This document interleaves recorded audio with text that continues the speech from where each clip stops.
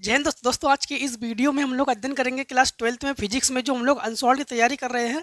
उसमें आज जो है हम लोग सेट 2 जेटी सेट करेंगे। इसकी प्रीवियस के सेट में हम लोग सेट 1 अच्छे से मस्त तरीके से तैयार कर चुके हैं। ठीक है, आज के इस सेट में हम लोग सेट 2 जेटी करेंगे, जिसमें हमारे पास एमसीक्यूज में पहला क्वेश्चन क्या है। पहला क्वेश्चन है, दो बिंदु आवेशों के बीच 80 न्यूटन का बल कार्य करता है। जब इन्हीं आवेशों को एक परावैद्युत माध्यम में रखते हैं तो विद्युत बल 8 न्यूटन हो जाता है। माध्यम का परावैद्युतांक होगा, समझना। तो लिखेंगे हम लोग प्रश्न उत्तर संख्या 1 का या आप लोग लिखोगे उत्तर 1 और का। तो एक के का में है हमारे पास दो बल है। एक बल को हम लोग F1 कहेंगे और एक बल को हम लोग F2 कहेंगे। ठीक, बल का मात्रक न्यूटन। क्लियर। अब यहाँ पर क्या है कि एक में तो हम लोग परावैद्युत भर रहे हैं, तो बल का फार्मूला क्या होता है। तो आखिर बल का फार्मूला क्या होता है। बल का फार्मूला होता है F बराबर 1/4 pi epsilon not Q1 Q2 बटे R स्क्वायर। हाँ, इसी प्रकार हम लोग दो बल लिखेंगे। एक बल लिखेंगे F1 बराबर 1/4 pi epsilon not Q1 Q2 बटे R स्क्वायर। एक बार F2 बराबर 1/4 पाई एप्सिलॉन नॉट के Q1 Q2 बटे R स्क्वायर। F1 बटे F2 जब करेंगे ना तो इससे ये कैंसिल हो जाएगा। इन दोनों को कर लो बटे में, तो इससे ये कैंसिल हो जाएगा, इससे ये कैंसिल हो जाएगा, इससे ये कैंसिल हो जाएगा। तो F1 बटे F2 बराबर हमारे पास बचेगा, समझना, एक बटे नहीं केवल के बचेगा हमारे पास, केवल एक के। इस के को ना ऊपर लिखेंगे हम लोग। तो F1 बटे F2 मतलब हम लोग कहेंगे के, और के बराबर हम लोग लिखेंगे F1 का मान 80 और ये 8 बराबर के। इससे काटेंगे तो 10। तो हमारे पास जो के का मान है ना वो 10 आ जाएगा। यानी ऑप्शन नंबर किस में है, 2 में। तो ऑप्शन नंबर 2 हमारे पास सही हो जाएगा। ठीक, देखिए इसी के हम लोग करेंगे खा नंबर को। तो लिखेंगे उत्तर 1 और खा। एक के खा में क्या है, एक के खा में है हमारे पास निम्न नाभिकीय प्रक्रिया में यक्स है 2He4 2He4 प्लस हमारे पास क्या है 7N14 7N14। रिएक्शन के बाद हमारे पास है 8O17 8O17 और प्लस यक्स। ठीक, तो यक्स का मान क्या है। देखो सिंपल सी बात है कि यहाँ पर 2He4 है, तो यहाँ पर 2 और 7 9, 2 और 7 9, तो एक बाकी है हमारे पास। तो यक्स बराबर क्या हो जाएगा 1। और यहाँ पर हमारे पास क्या है कि 16 4 और 14 18, यहाँ पर 17 है, एक बाकी है, तो यहाँ पर एक। तो 1H1 और 1H1 जो है ये प्रोटॉन है। क्या है हमारे पास, प्रोटॉन है। ठीक है, तो 1H1 क्या है हमारे पास, प्रोटॉन है। तो हमारे पास ऑप्शन में कौन सा ऑप्शन है हमारे पास, पहला ऑप्शन सही है। ठीक, पहला ऑप्शन सही है। तो ऑप्शन नंबर पहला कर लेंगे हमारे पास। देखो अब इसके गा नंबर को, तो उत्तर 1 और गा। उत्तर 1 के घा में क्या है, एक के घा में है कि हमारे पास हाइड्रोजन परमाणु के दो उत्तरोत्तर कक्षाओं में इलेक्ट्रॉन कोणीय संवेग में अंतर क्या होता है। हमने बोहर के परमाणु मॉडल में आपको बता चुके थे ना कि कोणीय संवेग क्या होता है, H/2 पाई का पूर्ण गुणज होता है। तो ये हो जाएगा H/2 पाई का पूर्ण गुणज। ठीक, इसके बाद देखो अल्फा कण प्रकीर्णन के रदरफोर्ड प्रयोग में जिस बल के कारण अल्फा कण प्रकीर्णित होते हैं वह बल क्या है। तो रदरफोर्ड के अल्फा कण प्रकीर्णन में हम बता चुके थे, पोलोनियम बॉक्स से अल्फा कणों की बमबारी कराते हैं। उस बॉक्स पे अल्फा कणों पर होते हैं धनावेश और नाभिक पर भी है धनावेश। जहां दो आवेश हो वहां कूलाम बल प्रयोग करते हैं। तो हम लोग कहेंगे यहाँ पर उत्तर 1 का घा। उत्तर 1 और घा, इसमें कौन सा बल प्रयोग करोगे, कूलामी बल। कौन सा बल, कूलामी बल। ठीक, कूलामी बल। अब देखो हमारे पास इसी के इंगिया नंबर में तो लिखेंगे उत्तर 1 और इंगिया नंबर। इसके इंगिया नंबर में हमारे पास क्या है, ये है कि विद्युत चुंबकीय विकिरण स्पेक्ट्रम में पराबैंगनी विकिरण की आवृत्ति परास है। देखो आपको एक चीज तो हम बता चुके थे, आवृत्ति सबसे अधिक किसकी सबसे कम किसके, इसकी प्रीवियस वीडियो में भी हमको बता चुके हैं। तो सबसे अधिक किसकी है, लास्ट में कौन है, गामा। गामा की अधिक है, तो गामा के अधिक है मतलब हम लोग यहाँ पर सबसे, इन्होंने कहा आवृत्ति किस, आवृत्ति परास है। तो सबसे पहले तो हमारे पास क्या है, विद्युत चुंबकीय पराबैंगनी। तो पराबैंगनी जो है, सुनना, पराबैंगनी की जो है तो हम लोग कौन सा ऑप्शन करेंगे, थर्ड ऑप्शन करेंगे। थर्ड ऑप्शन क्यों करेंगे, जो 3 × 10⁻14 हर्ट्ज से 3 इंटू 10⁻16 हर्ट्ज इसके बीच में है। क्यों? क्योंकि सबसे अधिक आवृत्ति, देखो चारों ऑप्शन की तुलना कर लो तो लास्ट ऑप्शन में है 3 इंटू 10⁻16 हर्ट्ज से ऊपर, तो ऊपर तो करेंगे नहीं क्योंकि सबसे अधिक तो हम लोग जानते हैं कि फिर गामा के पास है, तो हम लोग पराबैंगनी पे आ रहा है। तो पराबैंगनी गामा के बाद एक्स है, एक्स के बाद पराबैंगनी है ना, गामा के बाद एक्स है, एक्स के बाद पराबैंगनी है, तो कहीं ना कहीं 3 इंटू 10⁻16 के ऊपर तो जाएंगे नहीं। तो हम लोग इसी को चेक कर लेंगे, अगर याद नहीं है तो बाकी याद कर लेना। 3 इंटू 10⁻14 हर्ट्ज से 3 इंटू 10⁻16 हर्ट्ज के बीच में है पराबैंगनी तरंग की इस पे क्या नाम आवृत्ति। हाँ, इसके बाद क्वेश्चन नंबर 4 नंबर को देखो तो लिखेंगे उत्तर 1 और 4, उत्तर 1 और 4, ठीक, उत्तर 1 का चा। तो 1 के जो चा है, 1 के 4 नंबर में है न्यूमेरिकल है। 1 के 4 नंबर में क्या है कि पृथ्वी की सतह पर 0.5 डिग्री का कोण बनाता है। तो 0.5 का कोण को लिखेंगे हम लोग अल्फा से, अल्फा बराबर 0.5 डिग्री का कोण बन गया यहाँ पर। हाँ, इसके बाद इसका प्रतिबिंब 50 सेंटीमीटर फोकस दूरी वाले उत्तल लेंस बनाया गया। 50 सेंटीमीटर फोकस दूरी, तो यह बराबर 50 सेंटीमीटर का फोकस दूरी है, ठीक है। इसके बाद है प्रतिबिंब का व्यास क्या होगा, प्रतिबिंब का व्यास क्या होगा, तो प्रतिबिंब का व्यास डी है, ये हम लोग ज्ञात कर लेंगे। डी बराबर फार्मूला क्या होता है, तो डी बराबर फार्मूला जो है ये अल्फा इंटू एफ, ठीक, अल्फा इंटू एफ। अब अल्फा जो कोड है इसे ना हम लोग यहाँ पर डिग्री में है, इसको हम लोग चेंज भी करेंगे अभी। तो हम लोग लिखेंगे D इक्वल्स टू अल्फा का मान है 0.5। अब इसे जो है आप लोग चेंज करोगे, डिग्री में है ना, तो इसको हम लोग चेंज कर लेंगे। तो पाई बटे 180 से गुणा कर लेंगे हम लोग, और इंटू एफ का मान हमारे पास क्या है 50, ठीक, दशमलव हटा लेंगे, 1 0 ये बढ़ा लेंगे। हाँ, अब ये हो गया हमारे पास 1 0 से 1 0 ये कैंसिल कर लो, तो D बराबर हमारे पास 5 बटे 180, और पाई का मान 22 बटे 7 कर लो या 3.14 इंटू 5, ये 5, ठीक। अब यहाँ पर हम लोग दशमलव हटाकर 2 0 बढ़ा लेते हैं, तो D बराबर हमारे पास 5 25, 25 चौको 100 10, 25 एकम 25 और 10 35, 3 25 के 75 और 3 78 बटे 18 इंटू ये 10, ये हो गया हमारे पास 1 0, तो ये कम कर लो, ठीक है। अब जो है हम लोग 18 से भाग कर देते हैं इसमें।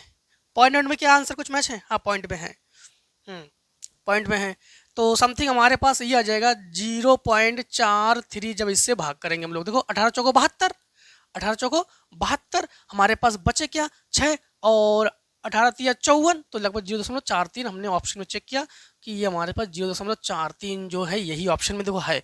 तो ऑप्शन हमारे पास जो है ये सेंटीमीटर में है, 4th ऑप्शन सही है, ठीक।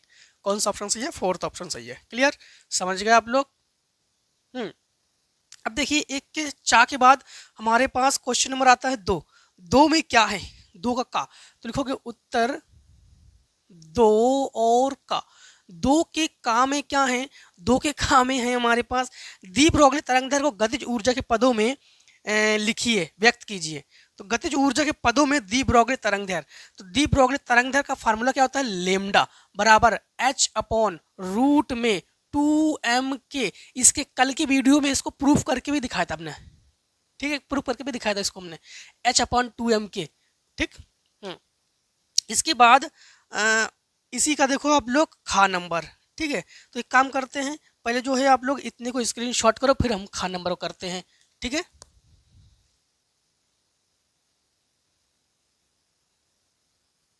चलिए फिर दूसरे के हम लोग खा नंबर को करते हैं, ठीक। तो दूसरे के खा नंबर को करते हैं हम लोग। तो दूसरे के खा नंबर में क्या है हमारे पास, देखो तो लिखेंगे उत्तर 2 और खा।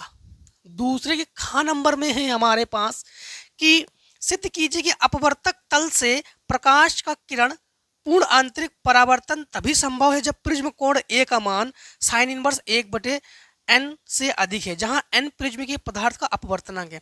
तो प्रिज्म कोण जो ए है ना, वो साइन इनवर्स 1/n से अधिक है, ये उन्होंने कहा है। तो समझना, सबसे पहले प्रिज्म को बनाते हैं, यूं प्रिज्म है ये, ठीक, और इस प्रिज्म से हम लोग श्वेत प्रकाश को यूं ले जाएंगे, ये क्या है श्वेत प्रकाश, ठीक, ये है श्वेत प्रकाश, जब श्वेत प्रकाश को इसके अंदर एंटर कराते हैं तो प्रकाश को मोड़ने के लिए अभिलंब चाहिए, ये अभिलंब है, ये किरणें मुड़ी इसके अंदर, फिर इसको मोड़ने के लिए अभिलंब चाहिए, अभिलंब है, और यूं, ठीक, किरणें बाहर चली गई, नाम दे दो ABC। अब एक काम करते हैं, आने वाली किरण आपतित किरण और इनके बीच अभिलंब, तो ये I1 और यहाँ पर ये R1, ठीक, फिर यहाँ पर इधर से अगर किरणें आएगी तब भी उसको हम लोग वही तो कहेंगे। तो एक काम करते हैं, यहाँ पर हम लोग किरणें यूं बाहर जा रही है तो ये I2 और यहाँ पर ये R2, या तो फिर इसको I2 कर लो, इसको R2 कर लो, अगर बाहर पुनः वापस ले आओगे इधर से तो करा सकते हैं, ठीक है। अब थोड़ा समझना, यहाँ पर जब हमने आपको ये चैप्टर पढ़ा रहे थे तो आपको हम बता भी चुके थे कि जो अपवर्तक कोण है ना, जो अपवर्तक कोण है, कोण कोण ए ये R1 प्लस C के बराबर है, जहां C क्या है, क्रांतिक कोण, जहां C क्या है, क्रांतिक कोण है। मतलब फिर से एक बार समझना, यहाँ पर फार्मूला A तो होता है हमारे पास, ए जो है ये क्या है, R1 प्लस R2 होता है, और जो कोण C है वो कोण R2 के बराबर है, ठीक, कोण R2 के बराबर है, यहाँ पर R2 है, क्योंकि हम लोग जानते हैं R2 क्या है, मतलब R2 क्या है, क्रांतिक कोण किसे कहते हैं, पूर्ण आंतरिक परावर्तन पढ़ा चुके थे ना, जब क्रांतिक कोण का मान बढ़ा दिया जाए 90 अंश से अधिक कर दोगे तो वहां पर क्रांतिक कोण, पूर्ण आंतरिक परावर्तन कोण को 90 अंश से बढ़ा दोगे, ठीक है, तो किरणें यूं आके सघन माध्यम से आकर फिर सघन माध्यम में चली जाती है। उस समय हमको बता चुके थे कि कोण C जो है कोण R2 के बराबर है, ठीक है। देखो हम अनसॉल्व पढ़ रहे हैं, एक हम लोग यहाँ पर पूरी तरह से व्याख्या करना संभव नहीं है, हम लोगों के क्वेश्चन के मुताबिक चलेंगे, ठीक है। तो अगर पढ़ के नहीं आए हो आप लोग, ठीक है, तो वैसे तो पूरी कोशिश करेंगे कि आप लोगों को समझाने की, समझ जाओगे। तो फिर से एक बार समझो कि कोण C किसके बराबर है, कोण R2 के बराबर है, तो कोण A जो है ये लिखेंगे R1 प्लस C, क्लियर। इसको डाल दो समीकरण 1, क्या डाल दो, समीकरण 1। अब यहाँ पर एक चीज समझना कि आप लोग जानते तो हो फिर भी बता रहे हैं आपको कि अपवर्तनांक यानी क्रांतिक कोण, वही क्रांतिक कोण और अपवर्तनांक में संबंध, क्रांतिक कोण और अपवर्तनांक में संबंध, तो साइन C बराबर 1/n। अब हम लोग अगर C का मान निकालना चाहे तो C का मान निकालना चाहे तो लिखेंगे हम लोग C बराबर साइन इनवर्स 1/n, और C का मान हम लोग रखेंगे कहाँ पर, समीकरण 1 में। तो C का जो मान है ये रख देंगे समीकरण 1 में रखने पर, तो यहाँ पर कोण A, तो कोण A बराबर यहाँ पर R1 plus sine inverse 1/n, ठीक है। तो इन्होंने क्या कहा था, सुनना, इन्होंने कहा था जो अपवर्तक कोण A है वो साइन इनवर्स 1/n से अधिक है, 1/n से अधिक है कि नहीं है। जब साइन इनवर्स 1/n में हम लोग R1 को जोड़ते हैं तब ये इसके बराबर हो पाता है, तो कहीं ना कहीं ये फिर अधिक है, तो हम लोग कहेंगे कि अतः कोण A जो है वो साइन इनवर्स 1/n से अधिक है, और तभी ये यहाँ पर जो मान है ये संभव हो पाएगा। इन्होंने जो कहा था कि परावर्तन तभी संभव हो पाएगा, तो यहाँ पर परावर्तन तभी संभव हो पाएगा, ठीक। तो परावर्तन तभी संभव होगा। ये परावर्तन के लिए चित्र नहीं है, ये प्रिज्म के लिए चित्र है। परावर्तन आप लोग जानते हो ना, वही परावर्तन जैसे पूर्ण आंतरिक परावर्तन पढ़ा चुके हैं आपको, ये किरणें आ रही है और कोण का मान बढ़ा दो तो ये उसी माध्यम में वापस लौट जाती है, इसे कहते हैं पूर्ण आंतरिक परावर्तन, ठीक। तभी परावर्तन संभव होगा इनके मुताबिक। इन्होंने क्वेश्चन में जो कहा था वो हमने करके दिया आपको। अब देखिए आप लोग दूसरे के गा को, ठीक, दूसरे के गा नंबर में क्या है, दूसरे के गा नंबर में हमारे पास क्वेश्चन में है समान लंबाई के दो तारों के व्यासों का अनुपात 2:1 है। व्यासों का अनुपात जो है 2:1 है, तो कहेंगे D1 अनुपात D2 बराबर 2:1, ठीक है। और इनके प्रतिरोधों की तुलना कीजिए, प्रतिरोधों की तुलना कर लो तो R1 अनुपात R2 बराबर क्वेश्चन मार्क। कल के वीडियो में भी इसे भी हम बता चुके थे आपको, सेम क्वेश्चन ऐसे ही पूछे गए थे हमसे, तो हम लोग इसको बता चुके थे। तो हम लोग कहेंगे कि R1 अनुपात R2 बराबर क्या हो गया, D2 का स्क्वायर अनुपात D1 का स्क्वायर। कौन से फार्मूले से, वही रो बराबर RA/L से, ठीक। और प्रतिरोध त्रिज्या, चलो वो उस फार्मूले से नहीं, ये फार्मूला आप लोग याद रख लो, R1 R2 D2 D1, ठीक, और D1 D2 का स्क्वायर, ये ध्यान रखना। तो R1 अनुपात R2 बराबर D2 का मान है 1 और ये 2, तो R1 अनुपात R2 बराबर 1:4, 2 का वर्ग 4, 1 का वर्ग 1, तो 1:4। ठीक। अब देखिए आप लोग इसके उत्तर हम लोग लिखेंगे 2 और गा के बाद घा। ठीक। घा नंबर में क्या है? घा नंबर में है हमारे पास प्रकाश विद्युत प्रभाव में देहली तरंग से क्या तात्पर्य है? देहली तरंग दैर्घ्य। तो आप लोग हेडिंग क्या डालोगे? यहाँ पर हेडिंग डालोगे देहली तरंग दैर्घ्य। जो देहली तरंग दैर्घ्य है इसी किसे क्या है ये आखिर? तो एक चीज समझना, इस चैप्टर में जब आपको पढ़ा रहे थे तो आपको हम बता चुके थे कि जैसे मान लो कि कोई धातु का एक पृष्ठ है, कोई धातु का एक कोई पृष्ठ है और इससे इलेक्ट्रॉन निकालने के लिए हम लोग उच्च आवृत्ति तीव्रता के प्रकाश को आपतित कराते हैं, अर्थात फोटोन की जो ऊर्जा होती है hν, उस परावैंगनिक किरणों को भी आपतित करा सकते हैं। तो परावैंगनिक किरणों को आपतित कराओ या उच्च आवृत्ति की कोई तीव्रता की प्रकाश हो उसे आपतित कराओ, तो उससे इलेक्ट्रॉन कुछ इलेक्ट्रॉन उत्सर्जित होते हैं। ठीक है, तो इसे तो कुछ इलेक्ट्रॉन मतलब कुछ इलेक्ट्रॉन उत्सर्जित होते हैं। अब फिर से बस समझना, धातु की पृष्ठ से इलेक्ट्रॉन को उत्सर्जित करने के लिए जो अधिकतम तरंग दैर्घ्य की आवश्यकता होती है उसे देहली तरंग दैर्घ्य कहते हैं। ठीक है, फिर से एक बार समझो, अगर कार्यफलन के बारे में पूछ दिया जाए तो ऐसे कहना कि धातु की पृष्ठ से इलेक्ट्रॉन को उत्सर्जित करने के लिए जो न्यूनतम ऊर्जा की आवश्यकता होती है उसे कार्यफलन कहते हैं। और अगर देहली तरंग दैर्घ्य की बात की जाए तो आप लोग ये कहना कि भाई धातु की पृष्ठ से इलेक्ट्रॉन को उत्सर्जित करने के लिए जो अधिकतम तरंग दैर्घ्य की आवश्यकता होती है भाई उसे ही ना देहली तरंग दैर्घ्य कहते हैं। अच्छा ठीक, याद रख लेंगे सर। हाँ ठीक है, तो याद रख लेना, हम भी याद करेंगे आप लोगों के लिए कि हाँ आप लोगों ने याद कर लिया इसे। क्वेश्चन नंबर इसके देखो इंगिया नंबर, इंगिया नंबर, तो उत्तर 2 का इंगिया नंबर, 2 के इंगिया नंबर में है कि निम्न चित्र में प्रदर्शित तार आई धारा आई बह रही है, अर्धवृत्त के केंद्र पर, अर्धवृत्त के केंद्र पर जो है केंद्र पर चुंबकीय क्षेत्र का मान क्या होगा? यल लंबाई के सीधे भाग के कारण, त्रिज्या आर अर्धवृत्त के कारण। अच्छा एक चीज समझना, इन्होंने क्वेश्चन में हमसे क्या क्या कहा है, एक चित्र दिया गया है हमारे पास।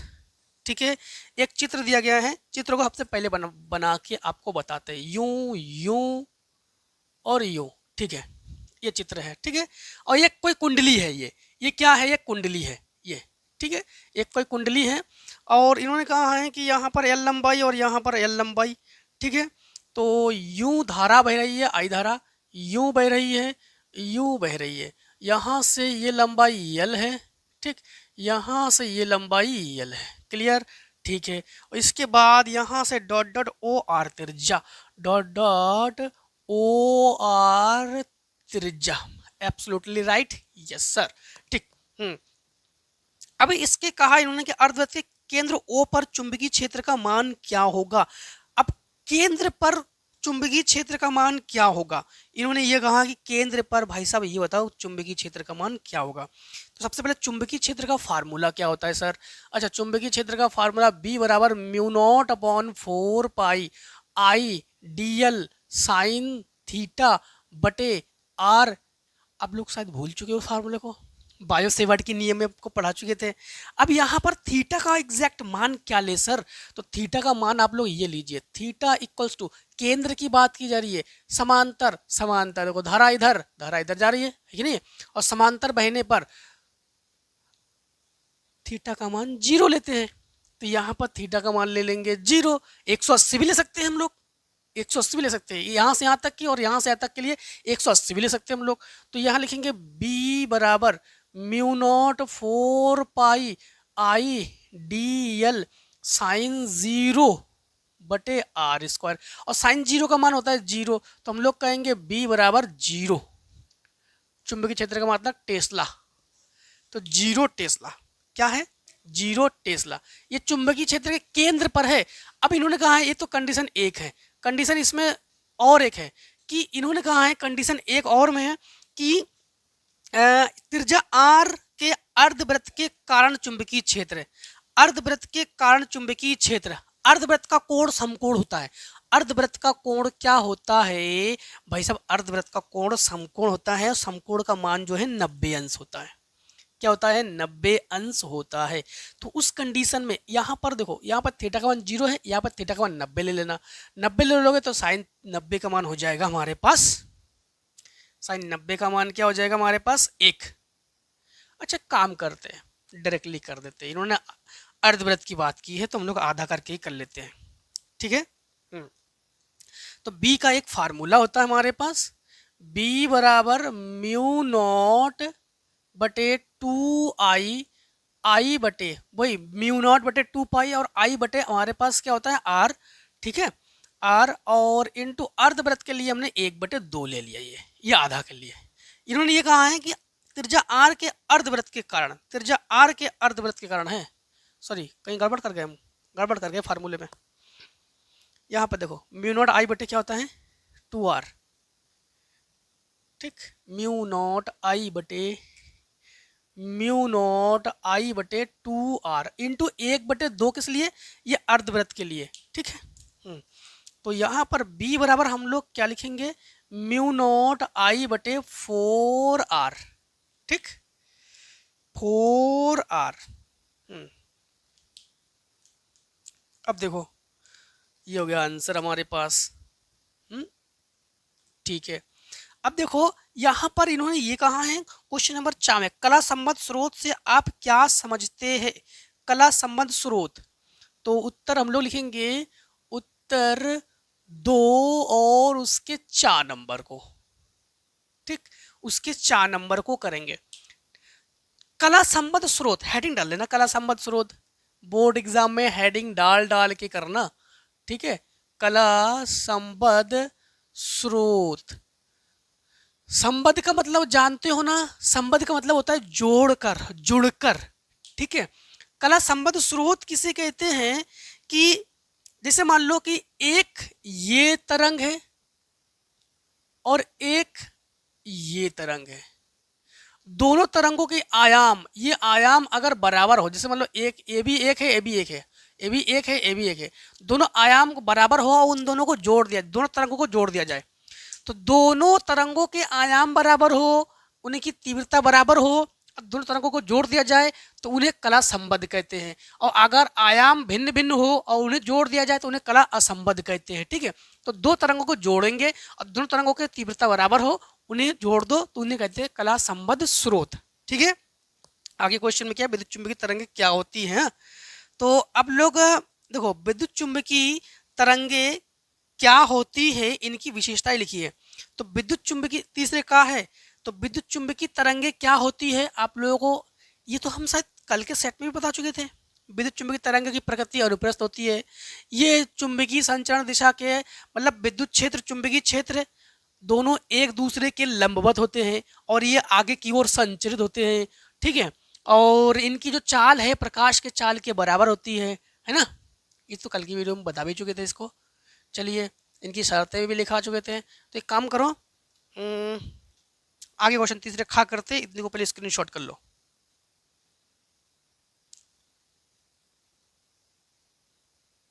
चलिए अब जो है हम लोग क्वेश्चन नंबर करते हैं तीसरे के खा नंबर को, ठीक है। तो लिखेंगे उत्तर 3 और खा।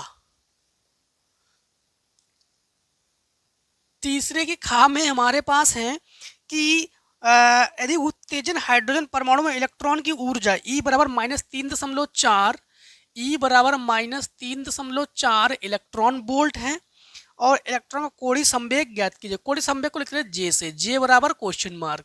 अब सबसे पहले एक काम करते हैं, इसे En से लिखते हैं, ठीक है, इलेक्ट्रॉन के लिए En से। तो En बराबर एक फार्मूला है, En बराबर -13.6/n², ये भी इलेक्ट्रॉन वोल्ट में ही है। तो यहाँ से En की जगह जो है हम लोग रख देंगे -3.4 और -13.6/n²। अदला बदली कर लो तो n² बराबर 13.6/3.4, दशमलव कैंसिल कर लो, ये काटो 4 बार कट जाएगा ये। तो n² बराबर 4, ये 2 का वर्ग है, ठीक। तो n बराबर हम लोग कहेंगे कि 2। अब जो है हम लोग कोणीय संवेग वही बोहर जी के जो नियम है परमाणु मॉडल में, जो उन्होंने कहा था कि जो कोणीय संवेग है वो NH/2 पाई का पूर्ण गुणज है। तो हम लोग कहेंगे J बराबर N बराबर हमारे पास है 2, H के निश्चित मान है 6.6 इंटू 10⁻⁻34 और बटे 2 इंटू पाई का मान है 3.14। 2 से 2 कैंसिल कर लो तो J बराबर 6.6 इंटू 10⁻⁻34 और बटे 3.14। तो लगभग हम लोग जब इसको कैंसिल करेंगे तो 2.1 के आसपास आ जाएगा ये। तो 2.1 इंटू 10⁻⁻34 ठीक जूल सेकेंड है ना। चेक कर लेना एक बार आंसर को। हाँ अब देखो हम लोग करते हैं तीसरे के गा नंबर को। तो लिखेंगे उत्तर 3 और गा। ठीक तीसरे के गा नंबर में हमारे पास क्वेश्चन में क्या है कि पोलेराइड से समतल ध्रुवित प्रकाश का संसूचन कैसे करेंगे। पोलेराइड से देखो, पोलेराइड से समतल ध्रुवित प्रकाश का संसूचन कैसे करेंगे। जैसे मान लो कि ये प्रकाश संचरण की दिशा है और ये कोई एक अध्रुवित पोलेराइड है। ठीक ये क्या है, अध्रुवित प्रकाश है। ये सॉरी अध्रुवित पोलेराइड कह दिया हमने, अध्रुवित प्रकाश है ये क्या है, अध्रुवित प्रकाश। और अध्रुवित प्रकाश को जब किसी पोलेराइड के सामने रखते हैं ना, जब किसी पोलेराइड के सामने से यानी पोलेराइड से गुजारा जाता है ना, तो ये जो है ये हमें समतल ध्रुवित प्रकाश मिल जाता है। फिर क्या मिल जाता है, समतल ध्रुवित प्रकाश। ठीक यूं। अब एक चीज समझना आप लोग, जैसे मान लो कि पोलेराइड में क्या होता है, ये जो अध्रुवित प्रकाश है, अध्रुवित प्रकाश है, ठीक है। तो अगर कोई भी प्रकाश हो, ठीक कोई भी प्रकाश हो, अगर मान लो कि इसमें इसको एक चक्र करने में, ये जो अध्रुवित प्रकाश है, ठीक है, फिर से एक बार समझना। जैसे मान लो कि इन्होंने क्या कहा क्वेश्चन में, इन्होंने कहा है कि पोलेराइड से समतल ध्रुवित प्रकाश का संसूचन कैसे करेंगे। पोलेराइड से समतल ध्रुवित प्रकाश का संसूचन कैसे करेंगे। तो जैसे मान लो कि ये जो है पोलेराइड है, ठीक, ये जो है क्या है हमारे पास, पोलेराइड है। पोलेराइड जब एक चक्कर घूमता है, पोलेराइड जब एक चक्कर घूमता है ना, तो जब एक चक्कर घूमता है ये, तो उस एक चक्कर में अगर प्रकाश पर कोई प्रभाव नहीं पड़ता है, ठीक है, प्रकाश पर कोई प्रभाव नहीं पड़ता है, कोई परिवर्तन नहीं होता है उस पर, ठीक है, तो उसे अध्रुवित प्रकाश कहते हैं। उसे हम लोग क्या कहते हैं, अध्रुवित प्रकाश कहते हैं। फिर से एक बार, जब पोलेराइड एक चक्कर घूमता है, जब पोलेराइड एक चक्कर घूम लेता है ना, तो एक चक्कर में अगर किसी चीज में, किसी प्रकाश की तीव्रता में, प्रकाश में कोई भी परिवर्तन ना हो, तो उसे हम लोग क्या कहेंगे, अध्रुवित प्रकाश। अब अगर उसमें परिवर्तन हो जाए, किसमें, अगर पोलेराइड एक चक्कर लगा लेता है, उस एक चक्कर में क्या होता है, उसी एक चक्कर में जो है ये जो पोलेराइड है ना, एक चक्कर, फिर से एक बार समझना, एक चक्कर लगाने के बाद अगर किसी चीज में परिवर्तन ना हो, चाहे प्रकाश की तीव्रता हो, उसमें भी अगर परिवर्तन ना हो, ठीक है, तो हम लोग कहेंगे कि यह अध्रुवित प्रकाश है। और अगर ये एक चक्कर लगा दे तो इसकी तीव्रता जो है 2 बार शून्य हो जाती है, 2 बार अधिकतम हो जाती है, ठीक है, उस कंडीशन में ध्रुवित प्रकाश प्राप्त हो जाता है। क्या प्राप्त होता है, ध्रुवित प्रकाश। तो ये है ध्रुवित प्रकाश। फिर से एक बार समझाएंगे आपको। एक चक्कर लगाने के बाद प्रकाश की तीव्रता में कोई परिवर्तन नहीं, तो अध्रुवित प्रकाश। एक चक्कर लगाने के बाद अगर उसमें परिवर्तन आ जाए, ठीक है, प्रकाश की तीव्रता में परिवर्तन आ जाए, ठीक है, तो 2 बार क्या होता है इसमें, 2 बार अधिकतम, 2 बार शून्य हो जाती है तीव्रता, 2 बार अधिकतम, 2 बार शून्य हो जाती है तीव्रता, उसे ही कहते हैं ध्रुवित प्रकाश। क्लियर। अब देखो हम लोग कहेंगे कि इसके आगे हैं तीसरे का घा नंबर, तीसरे घा नंबर करेंगे हम लोग। तो लिखेंगे उत्तर 3 और घा, उत्तर 3 और घा। तीसरे की घा नंबर में है हमारे पास हाइड्रोजन परमाणु में इलेक्ट्रॉन 5 × 10⁻⁻11 मीटर त्रिज्या की। तो त्रिज्या r बराबर हमारे पास है 5 × 10⁻11 मीटर त्रिज्या है और 2 × 10⁶ मीटर प्रति सेकंड की चाल से। तो चाल जो है 2 × 10⁶ मीटर पर सेकेंड इसकी चाल है। तो इलेक्ट्रॉन का घूर्णन का चुंबकीय आघूर्ण ज्ञात कीजिए। अच्छा, घूर्णन का जो है चुंबकीय आघूर्ण ज्ञात करेंगे, मतलब हम लोग m को ज्ञात कर लेंगे, ठीक। और m बराबर फार्मूला क्या लगा देंगे यहाँ पर। अच्छा, क्या क्या है एक बार फिर से हम देखेंगे। इसमें हमारे पास है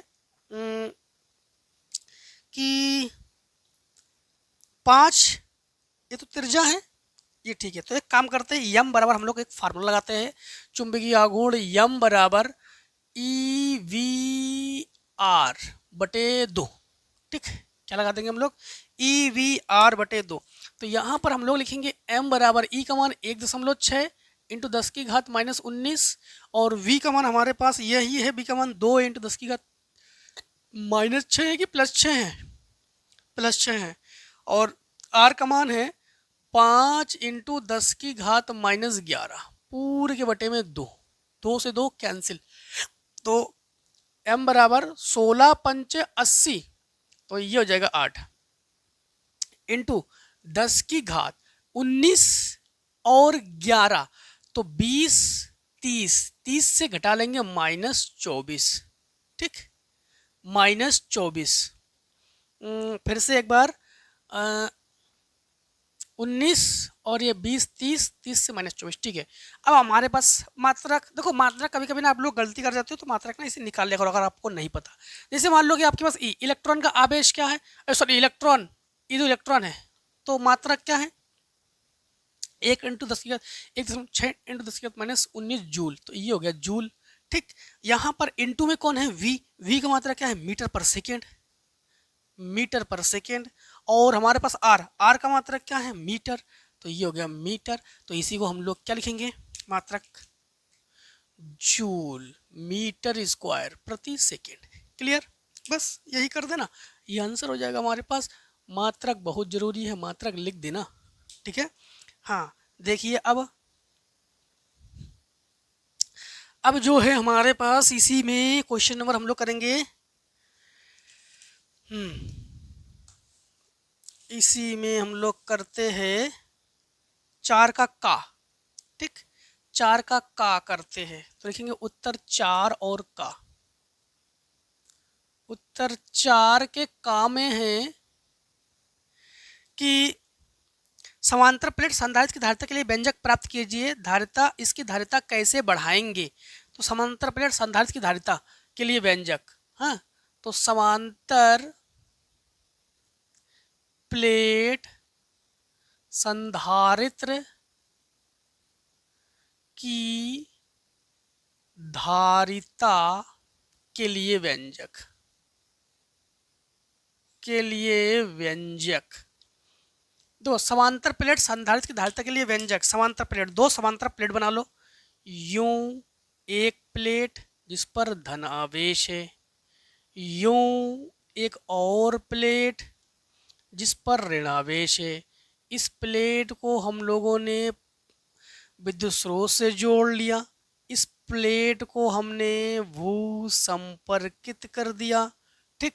दोनों प्लेटों की जो बीच की दूरी है वो स्मॉल डी है, और इस प्लेट का क्षेत्रफल भी ए है, तो इस प्लेट का भी क्षेत्रफल ए है। इस पर प्लस क्यू आवेश है, इस पर माइनस क्यू आवेश है। इससे विद्युत क्षेत्र रेखा यूं निकलती है, विद्युत क्षेत्र रेखा हमेशा प्लस से निकलती है ना। तो यूं विद्युत क्षेत्र रेखाएं निकलती है, तो विद्युत क्षेत्र रेखा जब निकल रही है तो इसके लिए विद्युत क्षेत्र का फार्मूला भी फिर लगा देंगे हम लोग, ठीक। तो समझना, विद्युत क्षेत्र का फार्मूला E बराबर, फार्मूला एक होता है E बराबर V अपॉन डी, ठीक। हमें संधारित्र की धारिता C चाहिए, किसी भी तरह से हम लोग C निकालेंगे, ठीक।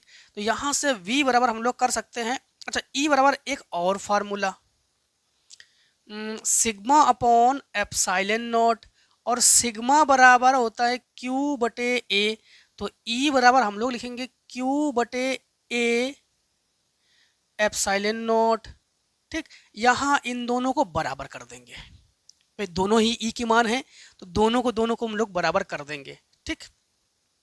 और अगर K लेना चाहो तो K भी ले सकते हैं हम लोग, K एप्सिलॉन नॉट, ठीक है। तो K भी लेना चाहो तो K भी ले सकते हैं, इन दोनों को बराबर कर देंगे, तो V बटे डी बराबर Q बटे A के एप्सिलॉन नॉट। अब हम लोग एक काम करेंगे यहाँ पर, थोड़ा समझना, और यहाँ पर एक काम और करेंगे हम लोग। काम क्या करेंगे कि C बराबर फार्मूला क्या होता है ये भी तो लगाओ। ठीक है, तो एक काम करेंगे कि C बराबर हम लोग फार्मूला यूज करेंगे, C बराबर Q/V।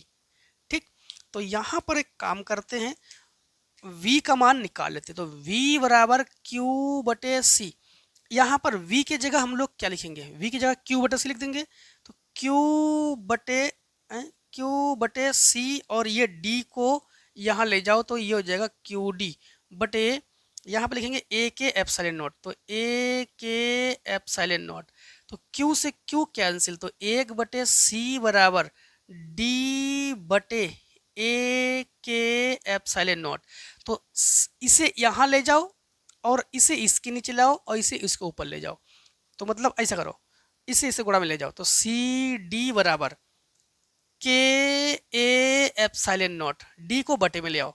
तो C बराबर के ए एप्सिलॉन नॉट बटे डी।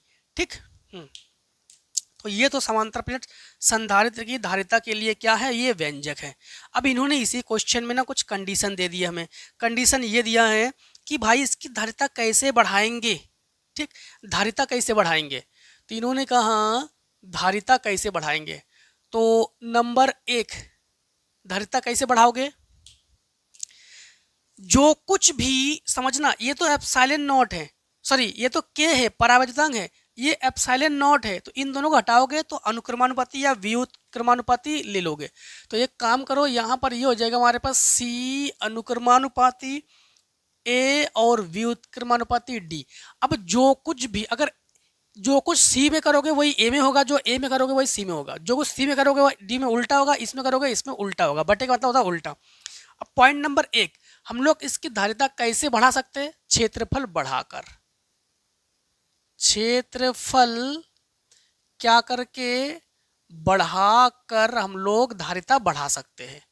पॉइंट नंबर 2, हम लोग दूरी कम करेंगे तो धारिता बढ़ेगी। फिर तो हम लोग कहेंगे दूरी कम करके, ठीक, दूरी कम करके धारिता बढ़ा सकते हैं। तो आई होप इस क्वेश्चन को समझ गए होंगे आप लोग। ठीक है, अब देखिए इसी में हमारे पास खा नंबर में न्यूमेरिकल्स है। चलो फिर इतने को स्क्रीनशॉट करो।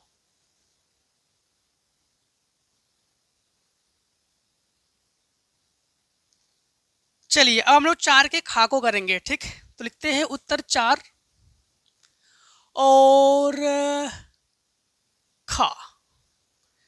4 के खा नंबर में क्वेश्चन है, रेल की 2 पटरियां आपस में तथा जमीन से पृथक है, इन्हें 1 मिली वोल्ट मीटर से जोड़ा गया है। जब इन पर एक ट्रेन 180 किलोमीटर प्रति घंटा की चाल से दौड़ती है, चाल का मतलब है V, चाल को लिखेंगे V से, तो V बराबर हमारे पास क्या है 180 किलोमीटर प्रति घंटा। तो V बराबर लिखेंगे 180, किलोमीटर प्रति घंटा को मीटर प्रति सेकेंड में बदलने के लिए 5/18 से गुणा करते हैं। ये मीटर प्रति सेकेंड, 18 दशामन और 10 पना 50, तो V बराबर 50 मीटर पर सेकेंड। क्लियर। इसके बाद इन्होंने कहा है कि और वोल्ट मीटर का पाठ्यांक क्या होगा। तो वोल्ट मीटर का पाठ्यांक हम लोग लिखते हैं, वोल्ट मीटर का पाठ्यांक को हम लोग लिखते हैं E से लिखो या V से लिखो, E बराबर क्वेश्चन मार्क। ठीक, इसके बाद हमारे पास पृथ्वी के क्षेत्र का ऊर्ध्वाधर घटक, ऊर्ध्वाधर घटक जो है वो ऊर्ध्वाधर घटक को लिखते हैं B से और क्षैतिज घटक को लिखते हैं H से। ठीक है, H से, तो B बराबर 0.2 इंटू 10 की घात -4 वेबर प्रति मीटर स्क्वायर, वेबर प्रति मीटर स्क्वायर। अब यहाँ पर समझना, ये तो बहुत सिंपल फार्मूला है, यहाँ पर लगा देना आप लोग कि E बराबर या V बराबर BLV। ठीक, हाँ, यहाँ पर हम लोग लिखेंगे E बराबर B का मान क्या है हमारे पास 0.2 10 की घात -4 और L का मान हमारे पास क्या है, अच्छा L तो हमारे पास नहीं है क्या, हाँ, परस्पर 1 मीटर की दूरी पर है, 1 मीटर की दूरी पर है, मतलब L का मान है 1 मीटर। तो यहाँ रखेंगे हम लोग 1 और V का मान हमारे पास क्या है 50, ये है 50।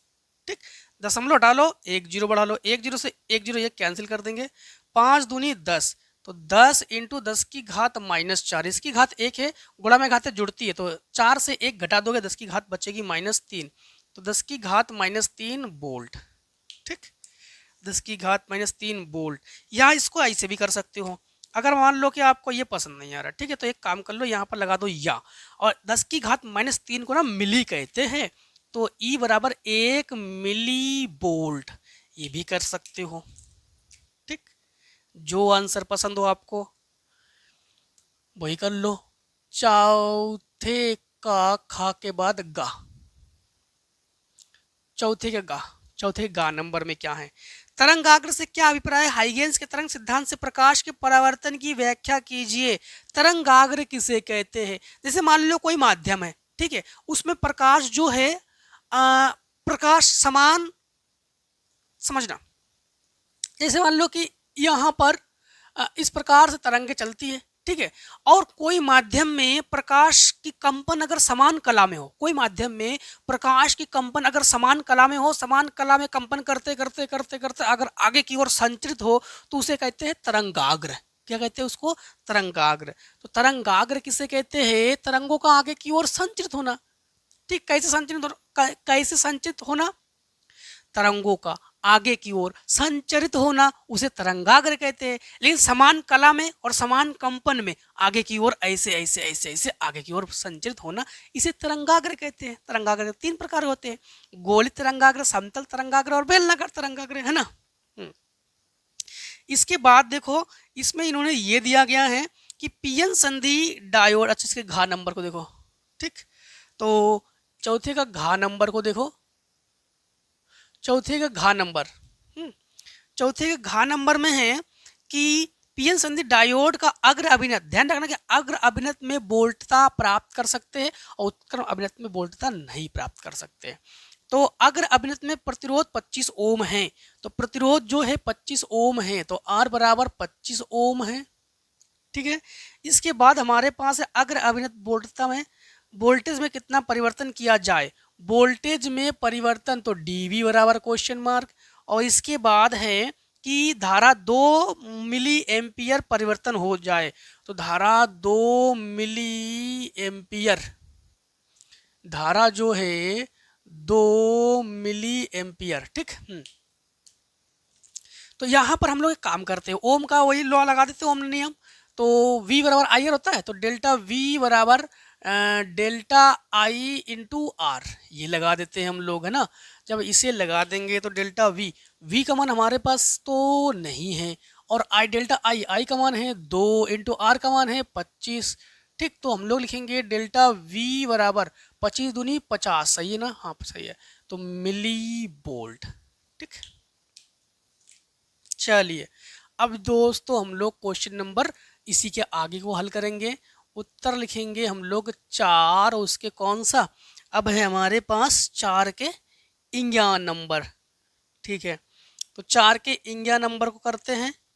ठीक, तो 4 के इंग्या नंबर में है हमारे पास, समझना, 4 के इंग्या नंबर में क्या है हमारे पास? इंग्या नंबर में है कि वाटहीन धारा से क्या अभिप्राय है, तो हेडिंग डाल लेना वाटहीन धारा।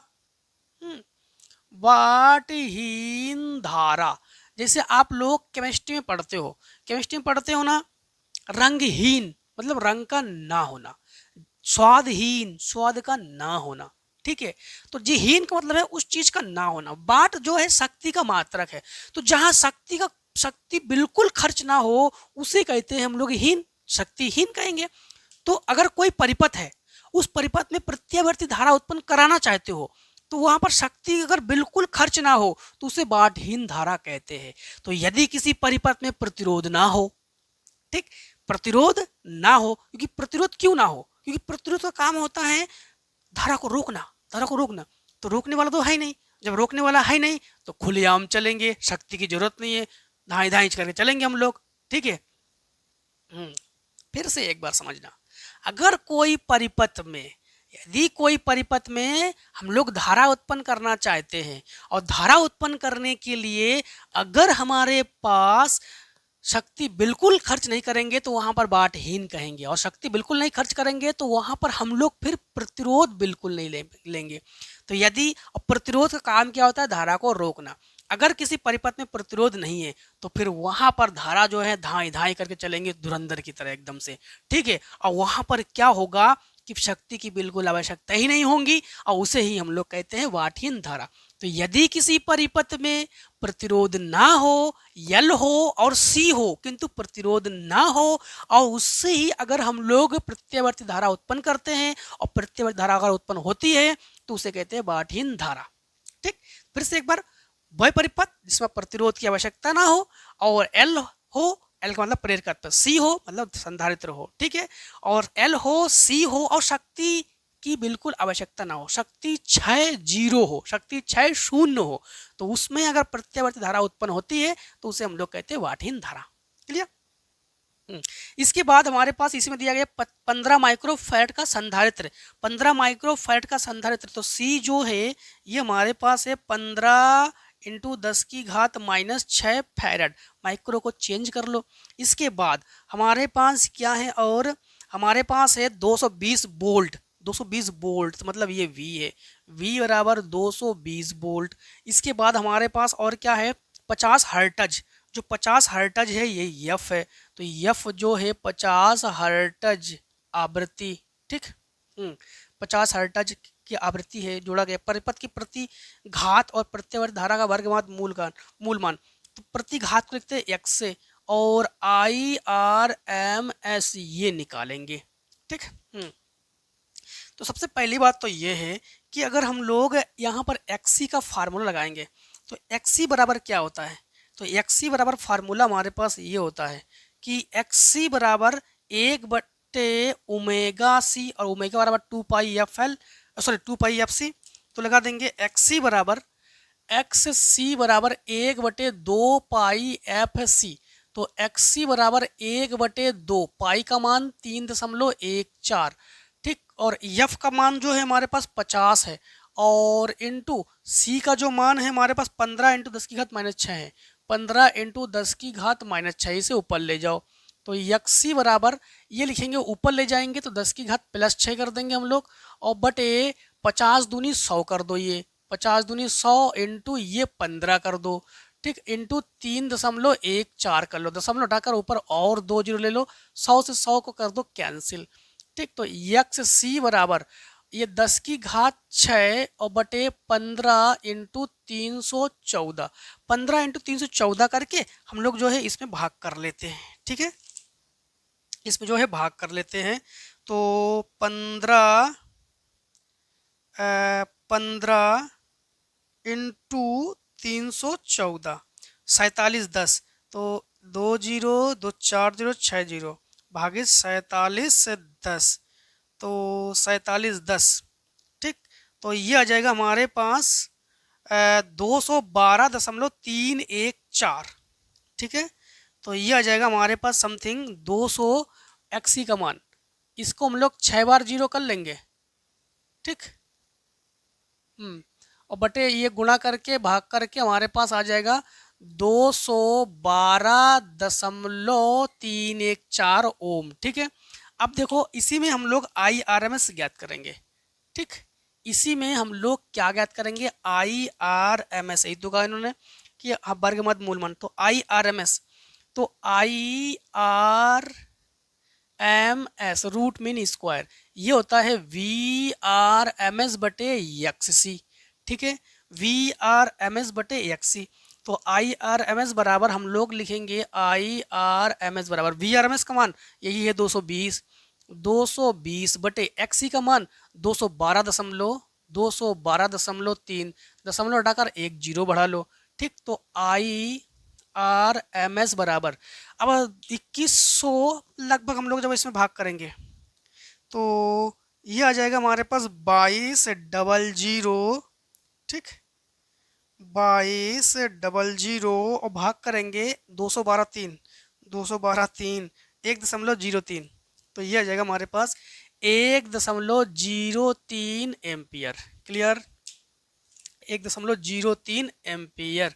अब देखो हमारे पास इसी में ही 4 के 4 नंबर भी है नहीं, 4 के 4 नंबर नहीं है, 5 का का नंबर। ठीक, तो 5 के का नंबर में क्या है, 5 के का नंबर, 5 के का नंबर में है हमारे पास कि प्रत्यवर्ती धारा जनित्र का सिद्धांत एवं कार्यविधि लिखी है। प्रत्यावर्ती धारा जनित्र का सिद्धांत। ठीक, तो प्रत्यावर्ती धारा जनित्र, तो ये देखो जब जनित्र आप लोग पढ़ रहे थे, जनित्र का काम क्या है, जनित्र का काम होता है यांत्रिक ऊर्जा को विद्युत ऊर्जा में बदलना। तो इसमें वही सिद्धांत क्या है, जिसमें भी दो कुंडलियां होती है ना, और दोनों कुंडलियों में फ्लक्स में परिवर्तन होता है, और फ्लक्स परिवर्तन के कारण इसमें प्रेरित विद्युत वाहक बल उत्पन्न होता है और प्रेरित धारा उत्पन्न होती है, जिसे हम लोग क्या कहते हैं, यही इसी का सिद्धांत है। ठीक है, और आर्मेचर कुंडली वगैरह सब पढ़ा चुके थे आप लोगों को। ठीक है, क्वेश्चन नंबर देखो, खा नंबर में थोड़ा निगमन है, इसे बताते हैं। चलो इतने को पहले स्क्रीनशॉट कर लो। चलिए फिर हम लोग जो है अब क्वेश्चन नंबर हम लोग करेंगे 5 के इंगिया नंबर को। ठीक, नहीं 5 के खा नंबर को, 5 के खा नंबर को कहाँ से कहाँ पहुंच गए हम लोग।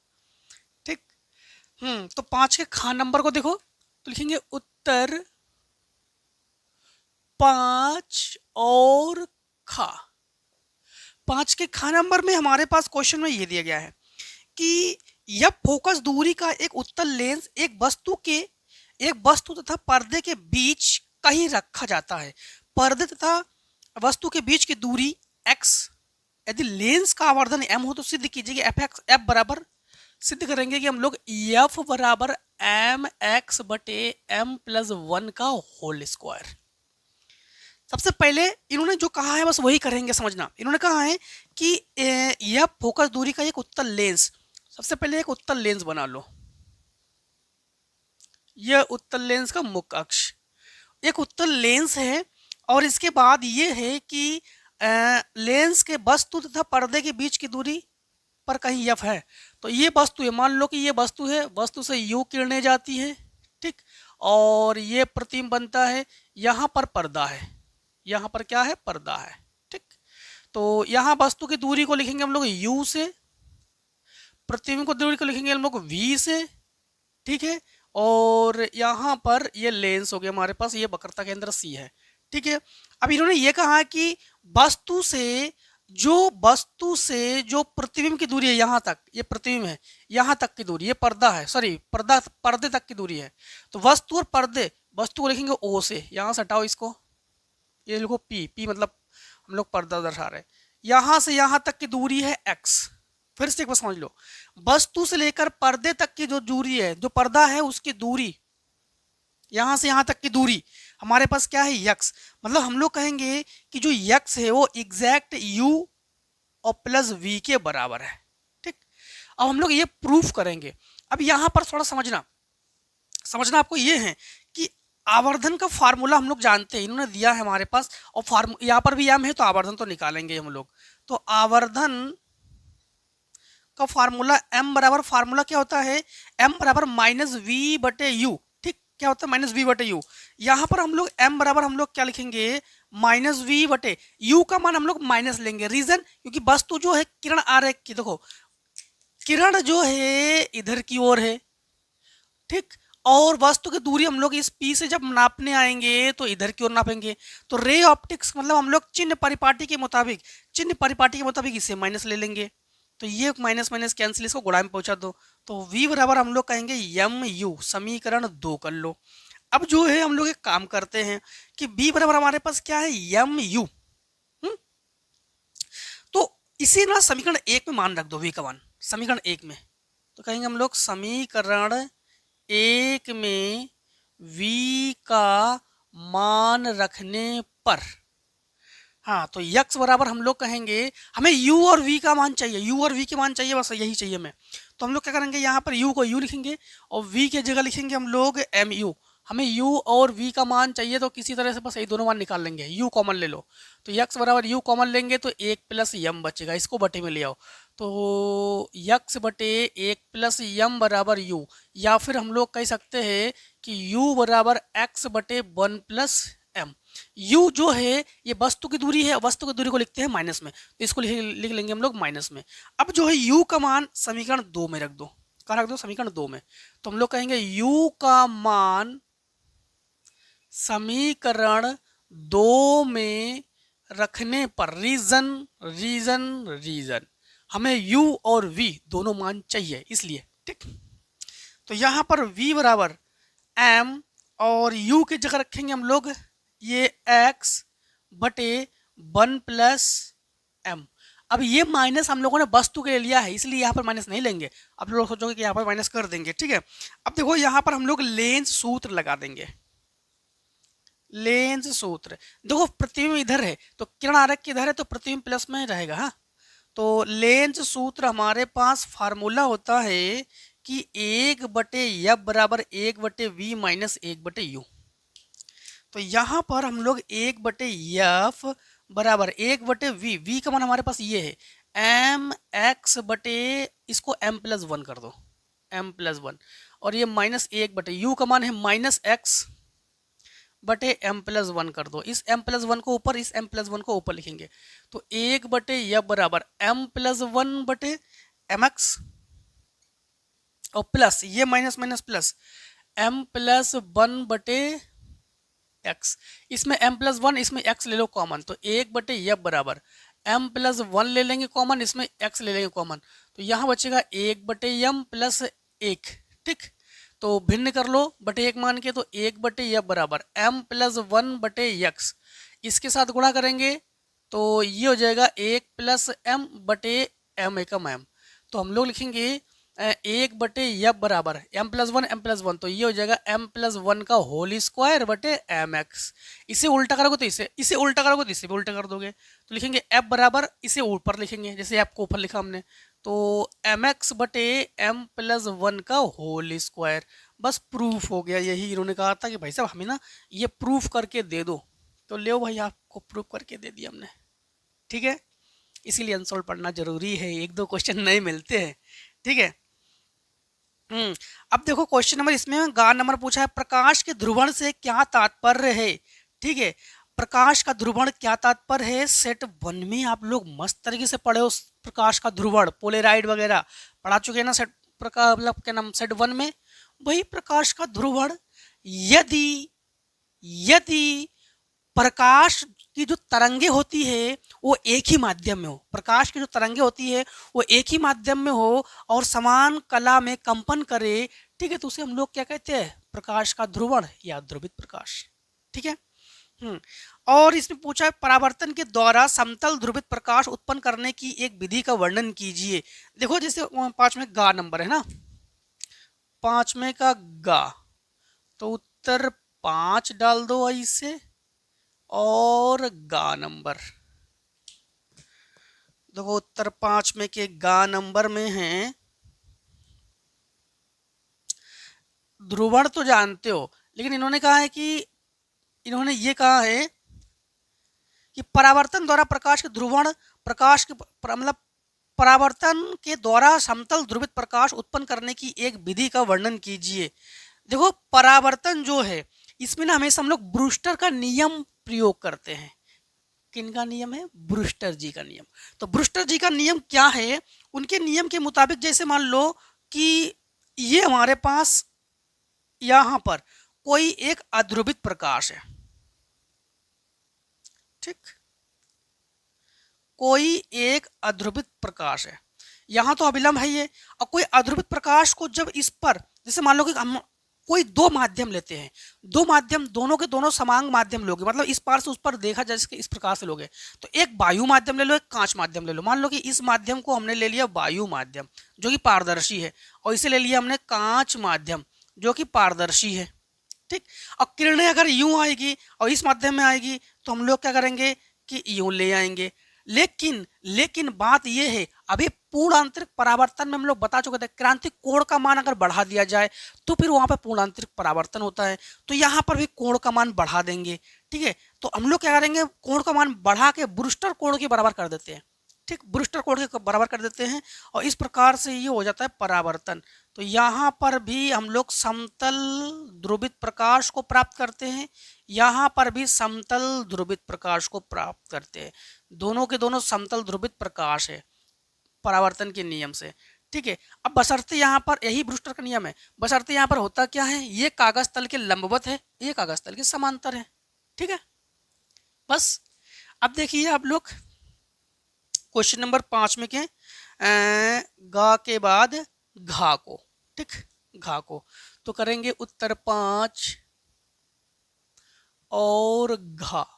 5 में के घा में ये है कि भाई साहब किसी विद्युत द्विध्रुव को एक समान विद्युत क्षेत्र में संतुलन की स्थिति से थीटा कोण घुमाने पर किया गया कार्य के लिए सूत्र प्राप्त कीजिए। एक समान विद्युत क्षेत्र, देखो एक समान विद्युत क्षेत्र मतलब जैसे ये विद्युत क्षेत्र है और ये एक समान है, ठीक, ये जो विद्युत क्षेत्र है ये एक समान है। इसे इस विद्युत क्षेत्र को ना यहां से यूं थीटा कोण घुमा दो, इसे यूं थीटा कोण घुमा दो, यूं थीटा कोण हमने घुमा दिया इसे, ठीक है। थीटा कोण जैसे ही घुमा दिया, ये तो विद्युत क्षेत्र है हमारे पास, विद्युत क्षेत्र को लिखेंगे ई वेक्टर से, ठीक है। और जो हम लोग घुमाएंगे तो उसमें जो विस्थापन होगा, क्या होगा, विस्थापन, क्या होगा, विस्थापन, तो विस्थापन तो होगा ही होगा। और तो एक काम करते हैं, विस्थापन को ना हम लोग जो है डी थीटा से दर्शाते हैं, सूक्ष्म विस्थापन को यहाँ पर, तो सूक्ष्म विस्थापन डी थीटा। और जो इसको यहाँ से घुमाने में जो काम करोगे ना, उस काम को हम लोग कहेंगे, जैसे दरवाजा है, हम लोग जब बंद करते खोलते तो वो अपने कोई वस्तु अगर अपने कुंडली के अक्ष पर घूर्णन गति करे तो उसमें बल्लाघूर्ण लगता है, बल्लाघूर्ण को लिखते हैं टाउ से। तो भाई यहाँ पर थीटा कोण घुमा रहे हैं तो बल्लाघूर्ण लगेगा, तो उसको लिखेंगे टाउ से। तो मतलब यहाँ पर हम लोग एक फार्मूला यूज करेंगे, फार्मूला वो होता है कार्य बराबर W बराबर बल इंटू बल की दिशा में विस्थापन। तो हम लोग कहेंगे बल को लिखेंगे बल्लाघूर्ण से और विस्थापन को लिखेंगे डी थीटा से, किस लिखेंगे, डी थीटा से। अब इन्होंने दो स्थिति कहा है, एक प्रारंभिक स्थिति के लिए, एक अंतिम स्थिति के लिए। तो एक काम करते हैं, प्रारंभिक स्थिति के लिए थीटा का मान लेते हैं, थीटा का मान लेते हैं हम लोग थीटा 1, एंड द्वितीय स्थिति के लिए, अंतिम स्थिति के लिए थीटा का मान ले लेंगे हम लोग थीटा 2। तो यह हमारे पर लिमिट बन गया ये, ठीक है। तो W बराबर ये हो गया हमारे पास समाकलन में थीटा 1 से थीटा 2। यहाँ पर DW अगर करोगे तब भी W आ जाएगा समाकलन करने के बाद। तो और टाउ को बाहर लिख रहे हैं और ये हो जाएगा डी थीटा और 1d थीटा, तो 1dx का समाकलन x, तो 1d थीटा का समाकलन थीटा। तो ये हो जाएगा हमारे पास, रुक जाओ, वर्णन ना करो। यहाँ पर एक काम करते हैं हम लोग, टाउ का मान रख देते हैं, ठीक, टाउ का मान रख देते हैं। टाउ का क्या मान रखेंगे, टाउ बराबर फार्मूला होता है पीई साइन थीटा, यहाँ पर थीटा 1 से थीटा 2 और ये हो जाएगा P E sine theta D theta. अब साइन थीटा का समाकलन क्या होता है, कॉस थीटा, माइनस में, वो भी किसमें, माइनस में, कॉस थीटा। तो W बराबर पीई को बाहर लिखो और माइनस को बाहर कर दो, ये हो जाएगा कॉस थीटा, थीटा 1 थीटा 2। अपर हम लोग लिमिट लेंगे, अपर लिमिट को पहले लेते हैं, लोअर लिमिट को बाद में लेते हैं। तो लिखेंगे W बराबर minus P E cos theta 2 minus cos theta 1, ठीक, cos theta 2 minus cos theta 1, minus का अंतर गुणा कर लेंगे। तो W बराबर P E cos theta 1 minus cos theta 2, ये हो जाएगा, ये प्लस में हो जाएगा, ये माइनस में हो जाएगा, ठीक है। तो ये तो हमारे पास एक फार्मूला आ गया।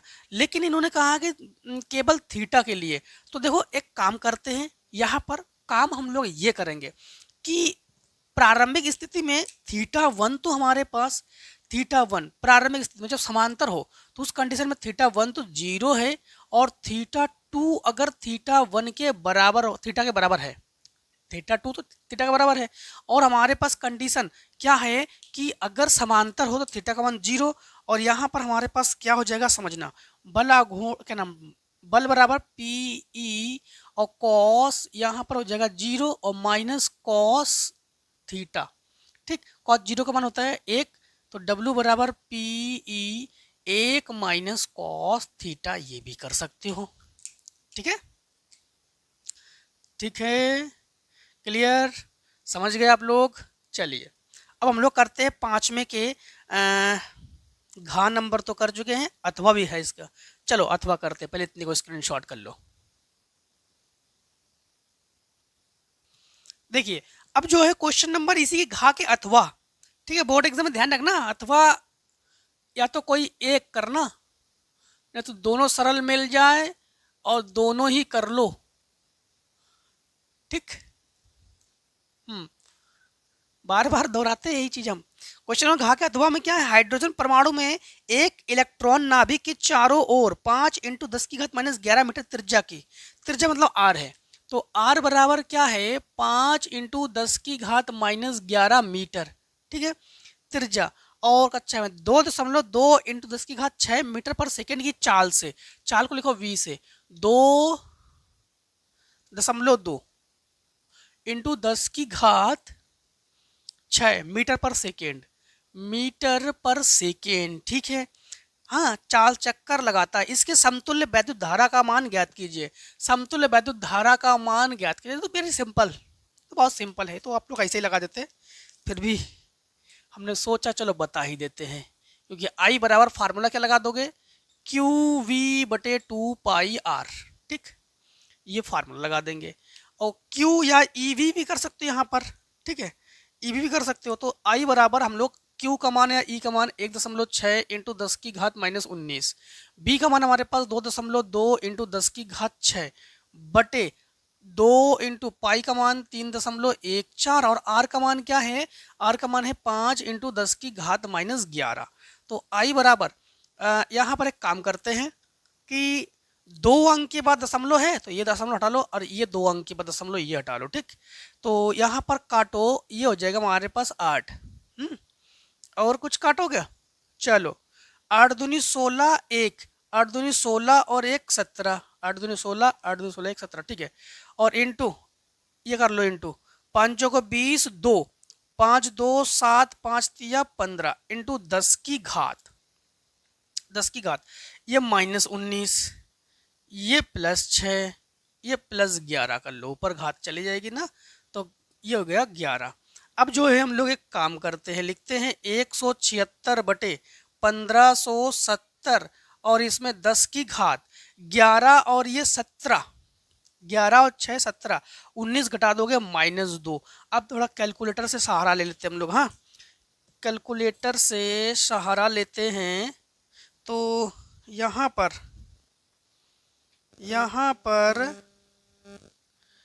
हमारे पास 176 और भाग करेंगे 1570, 0.1121, तो ये आ जाएगा 0.1121 इंटू 10⁻-2, दशमलव हटा लो, 1 2 3 4 0 बढ़ा, 1 2 3 4 0 बढ़ा लो, 1 2 3 4, ये हटाओ और ये हटाओ, यहाँ लगा दो दशमलव, ठीक। एक काम करो, यहाँ आओ, एक अंक पर दशमलव लगाते हैं, तो ये हटाओ, यहाँ लगा दशमलव, और इसे ले जाओ यहाँ पर, तो 1.12 इंटू 10⁻, ये घात ऊपर जाके ये घात हो जाएगी माइनस में, ठीक है। तो आई बराबर हम लोग कह सकते हैं, आई बराबर 1.12 इंटू 10⁻−3 एम्पियर, या फिर 1.12 मिली एम्पियर, दोनों चीज कह सकते हैं हम लोग, ठीक, ठीक है। हाँ, अब देखिए हम लोग क्वेश्चन नंबर करने जा रहे हैं आगे। 5वें घा का अथवा तो कर चुके हम लोग, अब करते हैं 5वें का इंग्या नंबर। इंग्या नंबर में है किरचॉफ का धारा एवं वोल्टेज संबंधी नियम लिखिए। किरचॉफ का धारा का नियम क्या है, वही किरचॉफ का धारा का नियम, आने वाली धाराओं का बीजगणितीय योग जाने वाली धाराओं के बीजगणितीय योग के बराबर है। मतलब ये है 5वें का आपके पास, 5वें का इंग्या नंबर, ठीक, 5वें का इंग्या नंबर तो है। किरचॉफ का धारा का नियम, धारा के नियम को हम लोग कहते हैं केसीएल का नियम कहते हैं ना, किरचॉफ करंट्स लॉ। तो केसीएल का नियम क्या है, केसीएल का नियम है सिग्मा आई जो है वो किसके बराबर है, 0 के बराबर है, यानी इसे कहते हैं धारा और इसे कहते हैं समस्त धारा। तो समस्त धाराओं का बीजगणितीय योग 0 होता है, किरचॉफ का प्रथम नियम है, ठीक। और द्वितीय नियम क्या है, केबीएल का नियम, किरचॉफ वोल्टेज लॉ क्या है, ये है समस्त, ये वोल्टेज का मान 0, तो कोई भी कोई भी बंद पृष्ठ हो, बंद लूप हो, उसके प्रत्येक सिरों पर अगर विभवांतर का मान, वोल्टेज का मान अगर शून्य हो जाए ना, तो उसे किरचॉफ वोल्टेज लॉ, किरचॉफ का द्वितीय नियम कहते हैं, वोल्टता का नियम कहते हैं। प्रथम नियम में क्या है, समस्त धाराओं का बीजगणितीय योग शून्य होता है, या आने वाली धाराओं का बीजगणितीय योग जाने वाली धाराओं के बीजगणितीय योग के बराबर होता है। वो तो किरचॉफ का प्रथम नियम हो गया, यानी संधि का नियम हो गया वो। अब वोल्टेज का नियम क्या है, प्रत्येक सिरों पर कोई भी बंद लूप हो, उसके प्रत्येक सिरों पर वोल्टता का योग क्या होता है, शून्य होता है। ठीक, इसके बाद देखो क्वेश्चन नंबर 6 कि पीएन संधि डायोड अर्धतरंग दृष्टिकारी के रूप में प्रयुक्त किया जाता है, सरल परिपथ बनाकर इसकी क्रियाविधि समझाइए। कल भी हम इसके कल के मतलब वीडियो में भी आपको बता चुके थे। जैसे उत्तर 6 कल के में हमने पूर्ण तरंग दृष्टिकारी बताया था आपको, है ना, पूर्ण तरंग दृष्टिकारी। इसमें भी हम लोग देखो पूर्ण तरंग हो चाहे अर्धतरंग हो, दोनों में हम लोग क्या करते हैं, ट्रांसफार्मर को लेते हैं, ये नर्म लोहे की पटलित करोड़, प्राथमिक कुंडली फेरों की संख्या, और प्राथमिक कुंडली में हम लोग क्या करते हैं, प्रत्यावर्ती वोल्टेज को ये इनपुट कराते हैं यहाँ से, और यहाँ पर हम लोग द्वितीय कुंडली ले लेंगे। ठीक है, द्वितीय कुंडली ले लेंगे यूं, और इसके बाद हम लोग क्या करेंगे, इसमें एक डायोड का प्रयोग करते हैं, एक डायोड का प्रयोग करते हैं यूं। ठीक है, एक डायोड का प्रयोग करेंगे हम लोग, और यहाँ से निर्गत वोल्टता को निकाल दो। ठीक है, लोड प्रतिरोध यहाँ पर लगा देना आप लोग, अगर लगाना चाहो लोड प्रतिरोध। हाँ, अब समझना, यहाँ पर जो है यहाँ से कराते हैं आउटपुट। हाँ, यहाँ पर क्या होता है, यहाँ पर जब हर एक आधे चक्र में, हर एक आधे चक्र का मतलब क्या होता है, प्रत्यावर्ती धारा ऐसे ही तो चलती है ना, यूं यूं, ठीक, यूं। तो हर एक आधे चक्र का मतलब क्या हुआ, एक बार ये होता है प्लस, एक बार ये होता है माइनस। तो हर एक आधे चक्र में, पहले आधे चक्र में ये हो गया प्लस और ये हो गया माइनस, तो इसे कहते हैं हम लोग अग्र अभिनत। उस समय वोल्टेज प्राप्त होगा आपको, ठीक, उस समय वोल्टेज प्राप्त होगा आपको। फिर आधे चक्र में ये हो जाएगा माइनस और ये हो जाएगा प्लस, तो ये हो गया पश्च अभिनत यानी उत्क्रम अभिनत, इसमें वोल्टेज नहीं प्राप्त होगा, छोड़ दो इसको। ठीक, फिर आधे चक्र में ये हो जाएगा प्लस, ये हो जाएगा माइनस, तो उस समय फिर वोल्टेज प्राप्त होगा।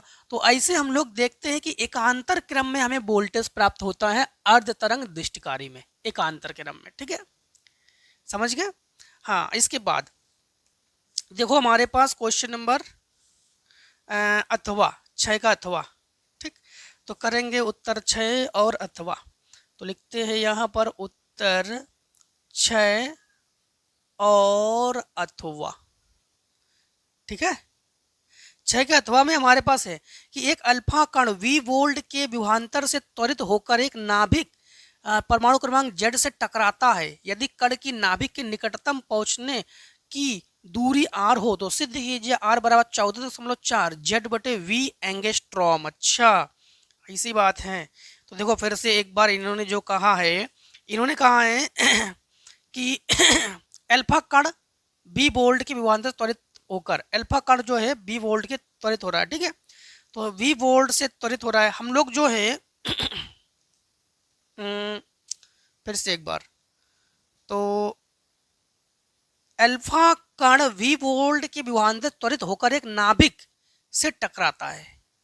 अरे अब पहुंचने पर दूरी, दूरी तो हमारे पास आर है, इसमें दूरी हमारे पास क्या है, आर है। अच्छा, हालांकि आप लोग ये फार्मूला पढ़ भी चुके हो आप लोग, वही जब हम लोग रदरफोर्ड वाले प्रयोग को पढ़ रहे थे तभी हम लोगों ने इसके बारे में अध्ययन किया था कि R बराबर 1/4 पाई एप्सिलॉन नॉट ZE/V, याद होगा आपको, पढ़े थे हम लोगों ने। हाँ, तो यहाँ पर इनके मुताबिक थोड़ा चलो। हाँ, इन्होंने क्या क्या कहा सुनो, इन्होंने कहा है कि 14.4 Z/V एंगस्ट्रॉम प्रूफ करके दो ने। तो एक काम करते हैं हम लोग जो है R बराबर 1/4 पाई एप्सिलॉन नॉट का मान आप लोग भली भांति जानते हो, चैप्टर 1 में आप लोग पढ़ चुके हो। और Z को Z लिखो, V को V लिखो, और E का मान होता है 1.6 इंटू 10 की घात -19। ठीक है, अब एक काम करते हैं, R बराबर 9 इंटू 1.6 कर लो, इंटू 10 की घात ये 9 कर लो, और ये -19 कर लो, और ये Z/V कर लो। तो R बराबर ये हो जाएगा 9, 16 9 44, तो 14.4 इंटू 10 की घात -10 और जेड बटे वी, और एक एंगस्ट्रॉम जो है वो एक एंगस्ट्रॉम बराबर 10 की घात -10 मीटर के बराबर है। जो एक एंगस्ट्रॉम है ना, ये किसके बराबर है? 10 की घात -10 मीटर के बराबर है। तो 10 की घात -10 को हटाकर हम लोग क्या लिखेंगे? एंगस्ट्रॉम, क्योंकि अभी इस समय ये किस में है? इस समय जो है ये मीटर में है। किस में है? ये मीटर में है। तो आर बराबर हम लोग लिखेंगे 14.4। तो फिर एक 4 कहाँ से आया? नहीं, 4 ही है, ठीक है। 14.4 और जेड बटे वी और एंगस्ट्रॉम, बस ये आंसर आ गया। ठीक है, ये आंसर आ गया। अब देखो आप लोग, हम लोग करने जा रहे हैं क्वेश्चन नंबर 7 को। ठीक है, क्वेश्चन नंबर किसे करेंगे? 7 को करेंगे। 7 नंबर में क्या है? प्रकाश वैद्युत प्रभाव क्या है? ठीक है, इसके नियम लिखिए। प्रकाश वैद्युत प्रभाव के नियम लिखिए। आइंस्टीन के प्रकाश वैद्युत प्रभाव के समीकरण 1/2 mv² बराबर h new minus new not की स्थापना कीजिए। अच्छा, स्थापना भी कर देंगे। दो, प्रकाश विद्युत प्रभाव किसे कहते हैं? प्रकाश वैद्युत प्रभाव किसे कहते हैं? कोई भी धातु का पृष्ठ हो, धातु के पृष्ठ से इलेक्ट्रॉन को उत्सर्जित करते हैं, तो उसमें हम लोग उच्च आवृत्ति उच्च तीव्रता के प्रकाश को आपतित कराते हैं। जैसे मान लो कोई एक धातु का पृष्ठ है, इस धातु के पृष्ठ से हम लोग क्या करते हैं? उच्च आवृत्ति उच्च तीव्रता के प्रकाश को, यानी एच न्यू फोटोन की ऊर्जा है, इस आपतित कराते हैं, तो इससे कुछ इलेक्ट्रॉन उत्सर्जित होते हैं और इस घटना को हम लोग प्रकाश वैद्युत प्रभाव कहते हैं। यानी कोई भी धातु का पृष्ठ हो, कोई भी धातु के पृष्ठ से इलेक्ट्रॉन उत्सर्जित करने की क्रिया को प्रकाश वैद्युत प्रभाव कहते हैं। ठीक है, अब यहाँ पर इन्होंने कंडीशन लागू कर दिया कि भाई हमें ये प्रूफ करके दे दो 1/2 mv² बराबर h। चलो देते हैं। तो आप लोग एक फार्मूला जानते हो कि ई और सफिक्स में के बराबर ये होता है एच न्यू, ठीक, माइनस फाई कर दो या डब्लू कर लो। फाई करोगे तब भी वो कार्यफलन है, डब्लू करोगे तब भी कार्यफलन है, लेकिन इन्होंने क्या कहा? पहले न्यू है। ठीक है, अब यहाँ पर हम लोग जो है एक काम करेंगे, डब्लू वाला फार्मूला लगा देंगे। तो डब्लू बराबर होता है एच न्यू नॉट। क्या होता है? H nu not. तो यहाँ पर हम लोग यही लिखेंगे। तो ई के बराबर H nu minus H nu naught. E के जो है 1/2 mv मैक्सिमम के स्क्वायर के बराबर है, बराबर ये एच ले लो कॉमन, तो बचेगा न्यू माइनस न्यू नॉट। यही तो प्रूफ करा रहे ना? हाँ, यही प्रूफ करा रही है। ठीक है, मैक्सिमम लिखो ना लिखो कोई दिक्कत नहीं, हमने लिख दिया, आपके उसमें मैक्सिमम नहीं है। चलो आगे देखते हैं, इतने को फटाफट कर लो, फिर स्क्रीनशॉट कर लो।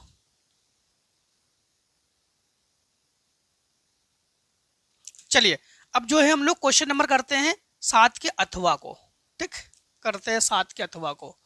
तो लिखेंगे उत्तर 7 और अथवा। ठीक, 7 के अथवा को, 7 के अथवा में क्या है कि दो समांतर तारों में एक चीज ध्यान रखना कि हम तो सारे क्वेश्चन सॉल्व करा रहे हैं। ठीक है, तो तब भी समथिंग 2 घंटे के आसपास तो पहुंच जाते हैं, कभी कभी ज़्यादा पहुंच जाते हैं। आप लोग अनसॉल्व को सॉल्व कीजिए और अपनी स्पीड को चेक भी कीजिए कि क्या हम 2 घंटे में अनसॉल्व को सॉल्व कर पा रहे हैं। जब आप अनसॉल्व को 2 घंटे में सॉल्व कर पाओगे तब बोर्ड एग्जाम के टाइम को फिक्स 2 घंटे में कर पाओगे, है ना? तो अपनी स्पीड को जरूर बना लीजिए कि इतने स्पीड से हम सॉल्व करेंगे तब जाके हम 3 घंटे के पेपर को 2 घंटे में 2.5 घंटे में कर पाएंगे। जब 2.5 घंटे में करेंगे तो आधे घंटे में चेक कर लेंगे उसको, है ना? तो ये टाइम मैनेजमेंट बहुत ज़रूरी है, तो टाइम मैनेजमेंट को सीखिए, है ना? तो चलिए ज़्यादा टाइम नहीं लेंगे, नहीं तो आप लोग कहोगे कि सर आप टाइम ले रहे हो। चलो क्वेश्चन नंबर ये है, दो समांतर तारों में जिनकी पारस्परिक दूरी जो है 0.06 मीटर है, दूरी को लिखेंगे आर से, तो आर बराबर हमारे पास क्या है? 0.06 मीटर, है ना? इसके बाद हमारे पास धारा की दिशा एक ही दिशा में बह रही है, दोनों के मध्य प्रति मीटर लंबाई लगने पर, ठीक है, प्रति मीटर लंबाई लगने पर बल आकर्षण 3 × 10 की घात -3 न्यूटन। तो प्रति मीटर का मतलब हो गया L बराबर 1 मीटर, चाहे L1 L2 का हो वो भी 1 मीटर, L1 बराबर L2 बराबर 1 मीटर, है ना। और इसके बाद हमारे पास बल जो है F बराबर हमारे पास क्या है, ये है हमारे पास 3 × 10⁻³ -3 मीटर, ठीक है। दोनों के मध्य 1 मीटर की लंबाई, ठीक है। प्रत्येक तार में बहने वाली धारा का मान ज्ञात कीजिए। प्रत्येक तार में बहने वाली धारा, तो बहने वाली धारा एक काम करते हैं, प्रत्येक तार मतलब समझना, यहाँ पर L तो हम लोगों ने यही ले लिया। जैसे हमारे पास 2 तार हैं, ठीक, 2 तार है यूं, एक तार यूं और एक तार यूं, दोनों समांतर है। इन्होंने कहा है कि जिनकी पारस्परिक दूरी 0.06 मीटर है इनकी पारस्परिक दूरी, और इसके बाद धारा एक ही दिशा में बह रही है, तो इसमें भी ऊपर की ओर बह रही है और इसमें भी ऊपर की ओर बह रही है, ठीक है। तो सापेक्ष में दोनों की दिशाएं एक ही है। चलो ठीक है, हम लोग जानते हैं जब किसी तार से धारा प्रवाहित होती है उसके चारों ओर चुंबकीय क्षेत्र होता है, और बल जो है, बल कहाँ लगेगा, तो एक ही दिशा में धारा प्रवाहित हो रही है तो इसमें बल लगा दो इधर की ओर, बल लगा दो इधर की ओर, ठीक, ये बल लगा दिया हमने। हाँ, इसके बाद आई याद कर लोगे, ये जो धारा बह रही है दोनों के लिए हमने आई लिख दिया, इसके लिए ये I1 और इसके लिए I2 दोनों किसके बराबर है, I के। तो यहाँ पर एक काम करते हैं, हम लोग ये लिख देते हैं कि जो I1 है और जो I2 है वो दोनों के दोनों I है। मान लो कि एक ही धारा प्रवाहित हो रही है। यहाँ पर फार्मूला क्या होता है, इस फार्मूले से आप लोग अच्छे से परिचित हो, F/L, चलो कैपिटल L करते हैं, ठीक है, क्योंकि हमें याद है कि जब हम आपको पढ़ा रहे थे तो कैपिटल L से शायद बताया होगा आपने, तो कैपिटल F मतलब F/L, ठीक है। F/L बराबर ये फार्मूला μ0/2 पाई I1 I2/R, ठीक है। अब देखो यहाँ पर हम लोग क्या करेंगे, यहाँ पर इस L को कैपिटल कर देते हैं, ठीक है, इस L को हम लोगों ने क्या कर दिया, कैपिटल कर दिया। अब यहाँ पर हम लोग जो है क्या करेंगे, F की जगह लिखेंगे 3 × 10⁻³ L की जगह 1 μ0/4 पाई। तो अलग से आपको बताते हैं कि जो μ0 का मान है ना, μ0 का मान है 4 पाई × 10⁻⁷, ठीक। तो यहाँ पर लिखेंगे हम लोग 4 पाई × 10⁻⁷/2 पाई। I1 I2 ये बराबर है I के, ठीक है, और I के बराबर है, और R जो है इसका मान है 0.06। तो पाई से पाई कैंसिल, 2 से 2 कैंसिल, तो इस दोनों को बटे में ले आओ, इसे गुणा में ले जाओ, तो ये हो जाएगा I² बराबर 3 × 0.06 ये, और इंटू 10⁻³ और बटे में ये 2 लिखेंगे और ये 10⁻⁷ लिखेंगे, ठीक। 2 से काटो तो 0.03, तो इसे ऊपर ले जाओ तो लिखेंगे 3 का वर्ग हो गया 9, हाँ 3 का वर्ग हो गया 9, 3 3 का 9, और दशमलव हटा के 2 0 नीचे बढ़ा लेंगे, 2 0 नीचे बढ़ा लेंगे, इंटू 10⁻⁷ माइनस में ऊपर ले जाएंगे प्लस में हो जाएगा ये, तो ये +7, तो 9 × 10⁻, ये बचेंगे 4, तो 2 0 ये कम कर लो 100, तो 9 3 का वर्ग है, ये 10 का वर्ग है, तो 10 9 90, तो हम लोग कहेंगे I² बराबर ये 30 का वर्ग है। फिर से एक बार समझो, फिर से एक बार समझो, जो I है ना, ये 9 3 का वर्ग है और ये 10 का वर्ग है, तो 10 या 30 एम्पियर, तो I बराबर हमारे पास क्या हो जाएगा 30 एम्पियर आंसर, ठीक है। अब देखो 7 को कर चुके हैं 8 को करते हैं। 8 में क्या है, 8 में है यंग के द्विध्रुवी प्रयोग, तो लिखेंगे उत्तर 8। उत्तर 8 में है कि यंग के द्विध्रुवी प्रयोग में लेम्डा तरंग दैर्घ्य का एक वर्णी प्रकाश का उपयोग करने पर पट्टे के एक बिंदु पर जहां दो तरंगों के बीच पथांतर लेम्डा है, पथांतर क्या है, लेम्डा, तो पथांतर जानते हो आप लोग, पथों में अंतर जिसको लिखते हैं डेल्टा x, जो कि लेम्डा है, पथांतर क्या है, लेम्डा। चलो इसके बाद प्रकाश की तीव्रता के इकाई है पट्टे के उस बिंदु पर प्रकाश की तीव्रता कितनी होगी जहां पथांतर λ/3 है। एक काम करते हैं, ये पथांतर 1 है तो एक काम करते हैं, पथांतर 1 है, ठीक, तो इसको x1 और पथांतर हम लोग डेल्टा x2 जो करेंगे वो λ/3 है।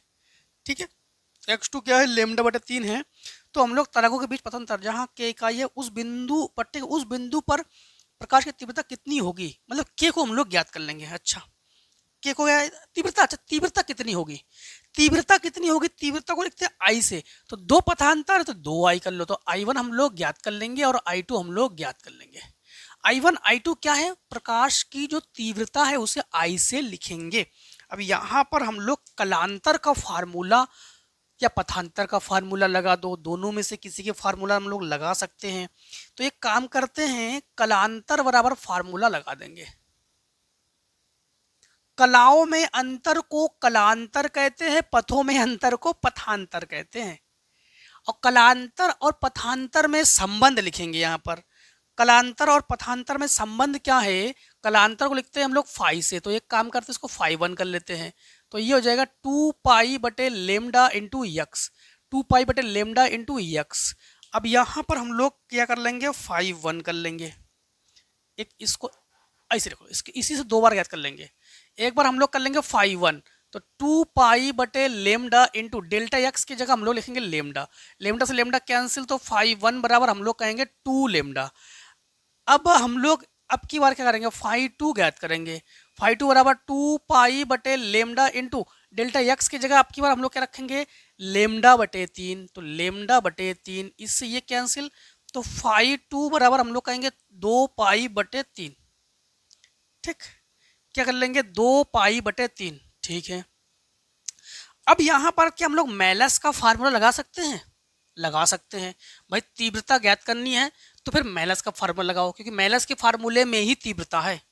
देखो इन्होंने भी यही कहा है, एक बार देख लेते हैं किसी का गुणा बड़ा तो नहीं है, अगर है तो इसे थोड़ा पढ़ लेते फिर से एक बार, तो आपको बता देंगे। हाँ, तो इन्होंने कहा है कि हमारे पास दो नहीं यंग के द्विझिर्री प्रयोग में लेमडा तरंगधर के एक वर्णी प्रकाश का उपयोग किया जा रहा है, एक वर्णी प्रकाश का उपयोग किया जा रहा है। वैसे मेलस का फार्मूला तो हमारे पास देखो ये होता है, लेकिन इसमें हमें थोड़ा सा ध्यान रखना कि I बराबर I0 cos स्क्वायर फाई। ठीक, ये तो मेलस का फार्मूला हो गया हमारे पास। बट यहाँ पर हमारे पास I0 वगैरह तो हमारे पास है ही नहीं, ये तो है ही नहीं हमारे पास। तो I1 I2 तो ज्ञात कर लेंगे, बट हमारे पास φ1 φ2 करने पड़ेंगे। I1 I2 क्या है नहीं, I0 वगैरह हमारे पास, एक बार ये चेक कर लेते हैं कि हमारे पास I0 भाई साहब है नहीं। तो यहाँ पर यंग के द्विध्रुव प्रयोग में लेमडा तरंगदैर्घ्य का एक बड़े प्रकाश का उपयोग करने में पट्टे का एक बिंदु पर जहां दो तरंगों के बीच पथांतर लेमडा है, प्रकाश की तीव्रता के इकाई है। अच्छा, प्रकाश की जो तीव्रता है वो क्या है, के इकाई है। ठीक है, प्रकाश की तीव्रता के इकाई है। हाँ, तो इनका कहना यह है कि प्रकाश की तीव्रता जब के इकाई है तो उस बिंदु की तीव्रता कितनी होगी, प्रकाश की तीव्रता के इकाई है तो उस बिंदु की तीव्रता कितनी होगी। तो यहाँ पर प्रकाश की तीव्रता तो एक तीव्रता है हमारे पास, तो I1 जो है वो हमारे पास के है और I2 हमें ज्ञात करनी है। ठीक है, तो एक काम हम लोग यहाँ पर ये बढ़िया मस्त तरीके से करेंगे कि इसे I1 कर लेंगे। I1 बराबर I0 cos स्क्वायर। अब हम लोग जब इसमें 1 करेंगे तो φ1 कर लेंगे, इसमें क्या कर लेंगे, φ1। तो फिर इसको जब I1 करेंगे तो I0 cos स्क्वायर φ1, φ1 का मान हमारे पास क्या आता है, क्या है 2π, क्या है हमारे पास 2π। ठीक, अब यहाँ पर 2π है। ठीक है, तो फिलहाल में इसको रहने दो। अब हम लोग इसको I2 कर, अच्छा अब इसमें हम लोग I1 के जगह हम लोग के यूज कर लेते हैं। तो के बराबर I0 cos स्क्वायर 2π। अब जो है एक काम करते हैं, I2 कर लेते हैं। I2 बराबर हम लोग लिखेंगे I0 cos स्क्वायर φ2। φ2 का मान है 2π/3, φ2 का मान है 2π/3। तो I2 बराबर I0 cos स्क्वायर 2π/3। अब cos 2 पाई/3 का हम लोग कर लेंगे स्क्वायर। अब एक काम करते हैं, समीकरण बना के ना बटे कर देते हैं, तो हम लोग आराम से इसको ज्ञात कर लेंगे। यही करते हैं, ठीक है। तो कहीं कुछ मिस्टेक तो नहीं है? चलो ठीक है। अब जो है इसे कर लो समीकरण 1, इसे कर लो समीकरण 2, ठीक है। अब हम लोग समीकरण 1 में समीकरण 2 से भाग कर लेते हैं, तो ये हो जाएगा हमारे पास k/i2, k/i2 बराबर I0 cos स्क्वायर 2 पाई बटे I0 cos स्क्वायर 2 पाई/3। I0 से I0 कैंसिल कर लेंगे। cos 2 पाई/3 का मान आपको बताते हैं साइड में, जिसे 2 × पाई का मान 180/3, इससे ये काटेंगे, 3 18 60 दूनी 120, और cos 120 का जो मान है ये होता है 1/2, माइनस में, वो भी 1/2, बट माइनस का वर्ग हो जाएगा प्लस में, ठीक, माइनस का वर्ग हो जाएगा प्लस में। और cos 360 का मान 1, ठीक है, cos 360 का मान 1। तो देखो समझना, यहाँ पर क्या हो जाएगा हमारे पास, तो ये हो जाएगा हमारे पास, ये हो जाएगा 1 का वर्ग बटे, ये हो जाएगा हमारे पास -1/2, तो -1/2 का वर्ग, 1 का वर्ग 1 और 1 का वर्ग 1, ये 4, तो इसे ऊपर ले जाओ, तो k/i2 बराबर ये 4, I2 को यहाँ ले आओ और 4 को यहाँ ले आओ, तो हम लोग कहेंगे कि I2 बराबर k/4, तो k तो रहने दो, k के पदों में ही आंसर रहने दो फिर, ठीक। तो I2 बराबर हमारे पास क्या हो गया, k/4, यही आंसर, ठीक है। आई होप समझ गए होंगे आप लोग। चलिए अब जो है हम लोग क्वेश्चन नंबर 8 के अथवा को करते हैं, ठीक। 8 का अथवा, तो उत्तर 8 और अथवा, ठीक है। 8 के अथवा में है कि एक पतली झिर्री द्वारा एक वर्णी प्रकाश विवर्तन की विवेचना कीजिए, केंद्रीय उच्चिष्ट की कोणीय चौड़ाई का व्यंजक आप लोग प्राप्त कीजिए। विवर्तन तो हम लोग कई विवर्तन की घटना जानते हो ना आप लोग, कोई भी अवरोधक हो, उस अवरोधक के किनारों से प्रकाश का मुड़ना उसे विवर्तन कहते हैं। केंद्रीय उच्चिष्ट की कोणीय चौड़ाई के लिए व्यंजक इन्होंने कहा है, केंद्रीय उच्चिष्ट की। अच्छा, विवर्तन घटना के लिए हम लोग जो है यंग के द्विझिरिक प्रयोग से समझते हैं। सबसे पहले हम लोग क्या करते हैं कि एक कोई उत्तल लेंस लेते हैं, ठीक, एक कोई हम लोग क्या लेंगे, उत्तल लेंस लेंगे। लेकिन उत्तल लेंस लेने से पहले हम लोग क्या करेंगे, एक प्रकाश स्रोत लेंगे। जैसे यश जो है एक प्रकाश स्रोत है और ये एक बिंदु स्रोत है, तो इससे जो है प्रकाश की किरणें निकलेगी, और ये किरणें जो है यूं निकलेंगी, ठीक है। अब हम लोग इसके लिए यहाँ से ना प्रकाश के केंद्र पर अभिलंब डाल दो, और ये मुख अक्ष के लिए, अब एक चीज समझना, हम लोग जानते हैं जब प्रकाश किरण मुख अक्ष के समांतर होकर जाती है, जब किरणें से, ये कोई लेंस है, ठीक है, अगर मुख अक्ष के समांतर आती है किरणें तो फोकस से होकर जाएगी, अगर किरणें फोकस से आती है तो मुख अक्ष के समांतर हो जाएगी, ठीक है। तो यहाँ पर बात क्या है कि किरणें कहाँ से आ रही है, बात यह है किरणें कहाँ से आ रही है, तो हमारे पास हम लोग देख पा रहे हैं फोकस से आ रही है। जब किरणें फोकस से आ रही है तो ये किरणें जो है मुख अक्ष के समांतर हो जाएगी, ये किरणें क्या होगी, मुख अक्ष के समांतर हो जाएगी, ठीक है। इन किरणों की जो चौड़ाई है, इन किरणों की जो दूरी है, उसको लिखना चाहो तो लिख सकते हो आप लोग स्मॉल d, ठीक है। अब एक चीज समझना, ये किरणें, फिर इसके सामने एक और लेंस रख दो, उत्तल लेंस, ठीक। अब ये किरणें यूं गई, यूं, अब ये किरणें जो है मुख अक्ष के समांतर है, तो इस लेंस से अपवर्तन के पश्चात ये किरणें कहाँ जाएंगी, फोकस पर, ये किरणें कहाँ जाएंगी, फोकस पर, यहाँ पर पर्दा लगा दो, ठीक है, फोकस पर। लेकिन घटना ये होती है कि यहाँ पर क्या होता है, जैसे ही इसमें एक अवरोधक लगा देंगे, क्या लगा देंगे, एक अवरोधक, मान लो कि एक अवरोधक लगा देंगे, जैसे अवरोधक लगा देंगे ना, तो ये किरणें जो है यूं ऐसे, ठीक, यूं यूं जाएंगी किरणें ऐसे, ठीक। और यहाँ पर इस पर्दे पर, ये जो पर्दा है ना, इस पर्दे पर हमारे पास हमें दीप्त और अदीप्त फ्रिंजे प्राप्त होते हैं। इनके बीच का जो कोण है, यहाँ इनके बीच का जो कोण है, ये कोण हमने मान लिया थीटा, ठीक है। और ये जो कोण के सामने वाली भुजा है, इस भुजा का नाम दे दिया हमने के, क्लियर। और ये लेंस L1, ये लेंस L2, क्लियर। पर्दे की दूरी, ये जो O और P, OP की दूरी x ले लो, y ले लो, कुछ भी ले लो, क्या फर्क पड़ता है उसमें, ठीक है, कुछ भी ले लो आप लोग। इसी को हम लोग फ्रिंज की चौड़ाई कहेंगे, ज्ञात करेंगे। यहाँ पर क्या होता है, यहाँ पर व्यतिकरण के फलस्वरूप कुछ दीप्त फ्रिंजे, कुछ अदीप्त फ्रिंजे हमें प्राप्त होते हैं यहाँ पर, है ना। तो समझना यहाँ पर क्या हुआ कि यहाँ पर इसी के मुताबिक, अच्छा आप लोग एक फार्मूले से भली भांति परिचित हो कि साइन थीटा जो किसके बराबर है, लंब बटे कर्ण के बराबर है। साइन थीटा किसके बराबर है, लंब बटे कर्ण के बराबर है, ठीक, लंब बटे कर्ण के बराबर है। तो एक काम करते हैं, यहां से इस के को हटाओ, लंब बटे कर्ण।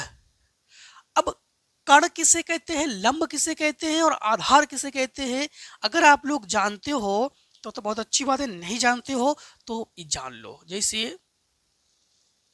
ये कोण है, कोण के सामने वाली भुजा को कहते हैं लंब, और लंब के सामने वाली भुजा को कहते हैं कर्ण, ठीक। तो ये कोण है, कोण के सामने वाली भुजा को लिया लंब, ठीक है। तो फिर यहां पर जो कर्ण है ना, कर्ण के सामने वाली भुजा को लेंगे हम लोग, सॉरी लंब के सामने वाली भुजाओं को लेंगे कर्ण। तो ये ना यहां से यहां तक की जो दूरी है ना, हम लोग स्मॉल ई ले रहे हैं, ठीक। तो साइन थीटा, साइन थीटा ये किसके बराबर है, ये लेमडा बटे ई के बराबर है, ठीक। लेमडा बटे किसके बराबर है, ई के बराबर है। अब जब यहां पर देख पा रहे, जब थीटा अति सूक्ष्म हो, जब थीटा अति सूक्ष्म हो, मैथ वाले तो अच्छे से जानते हो, जब थीटा अति सूक्ष्म हो तो हम लोग साइन थीटा के अप्रोक्स में क्या ले सकते हैं, थीटा, और थीटा के अप्रोक्स में क्या ले सकते हैं, साइन थीटा, और टेन थीटा के इक्वल्स थीटा, कॉट थीटा के इक्वल्स, मतलब कुछ भी त्रिकोणमिति में कुछ भी अनुपात हो, साइन थीटा के बराबर थीटा ले सकते हो, कॉस थीटा के बराबर थीटा ले सकते हो, टेन थीटा के बराबर थीटा ले सकते हो, ठीक है। तो यहाँ पर हालांकि हम लोग क्या लिख सकते हैं, थीटा, ठीक है। तो उस कंडीशन में हम लोग देख पा रहे हैं कि अगर हम लोग थोड़ा सा इस फिगर को देखेंगे, इस फिगर को देखेंगे तो यहाँ पर हम लोग देख पाते हैं कि यहाँ पर जब प्रकाश की किरणें यूं जा रही है तो यहाँ पर बहुत धब्बा बनेगा एकदम, मतलब बीचों बीच। जैसे मान लो ये किरणें हैं, इस किरण के सामने ही आप रोधक रख दोगे तो बीच में जैसे ये किरणें जा रही थी और ये पर्दा रख दिया, तो यहाँ पर तो बिल्कुल भी प्रकाश दिखेगा ही नहीं। तो प्रकाश का किनारों से मोड़ना, यहाँ से किनारों से मोड़ना, इस किनारे से मोड़ दो चाहे इस किनारे से मोड़ दो, किनारों से मोड़ने की घटना को विवर्तन कहते हैं। तो यहाँ पर तो अदीप्त है और बहुत भयंकर अदीप्त है यहाँ पर। तो यहाँ पर हम लोग इस किरणों को यहाँ पर देखते हैं कि किरणें दिखाई देगी, फिर दिखाई देगी, ठीक है। यहाँ पर यूं यूं यूं दोबारा बनाते हैं, फिर से दोबारा बनाते हैं, इसको मिला के बनाते हैं, हाँ? समझना, यूं यूं यूं, अरे यार बात नहीं मानती है किरणें, जिस प्रकार से आप लोग नहीं मानते हो उसी प्रकार से। कितने बार हमने कहा आप लोगों को समझ में ना आए तो आप लोग पूछ लिया करो कमेंट सेक्शन में, लेकिन आप लोग पूछते ही नहीं हो। उसी प्रकार ये किरणें बात नहीं मान रही, देखो, ठीक। चलो आप लोग अच्छे से बना लेना, ठीक है। ये अब समझना, यहाँ पर जो टेढ़ी है क्या, फिर से बना देते हैं। हमें ऐसा, हम ऐसे 45 एंगल पर देख रहे हैं ना, तो हमें लग रहा है कि सही यही है। देखो फिर से एक बार, अब की बार अगर ना बने तो आप ही लोग बनाना, यूं यूं यूं यूं, अरे यूं यूं, ठीक, जो है रहने दो। अब देखो यहां पर हम लोग देख पा रहे हैं कि हमारे पास थीटा के जो सारे मान होते हैं ना, वो plus minus theta, plus minus 2 theta, plus minus 3 theta, continue ऐसे। यहाँ पर तो हम लोग लेते हैं, मान लो यहाँ पर हम लोगों ने लिया 0, यहाँ से यहाँ थीटा प्लस यहाँ पर लेमडा बाई ई, यहाँ पर फिर हाफ ले, यहाँ पर लेमडा बाई ई, फिर 2 lambda by E, 3 lambda by E, 4 lambda by E, 7 lambda by, 4 5 6 7 8 ऐसे डॉट डॉट हम लोग इधर भी आ जाते हैं और इधर भी चले जाते हैं, ठीक है। और इसी प्रकार जो है हम लोग जो हैं यहाँ पर इसे कहते हैं, इसे इसे कहेंगे निम्निष्ठ, इसे कहेंगे निम्निष्ठ, और इसे कहेंगे गौड़ उच्चिष्ट, ठीक, इसे कहेंगे गौड़ उच्चिष्ट। और ये जो मान है यहां पर बिल्कुल भी आप लोग कुछ भी नहीं देख सकते हो, ठीक है, उसे हम लोग कहेंगे मुख्य उच्चिष्ट है। ये मुख्य उच्चिष्ट, या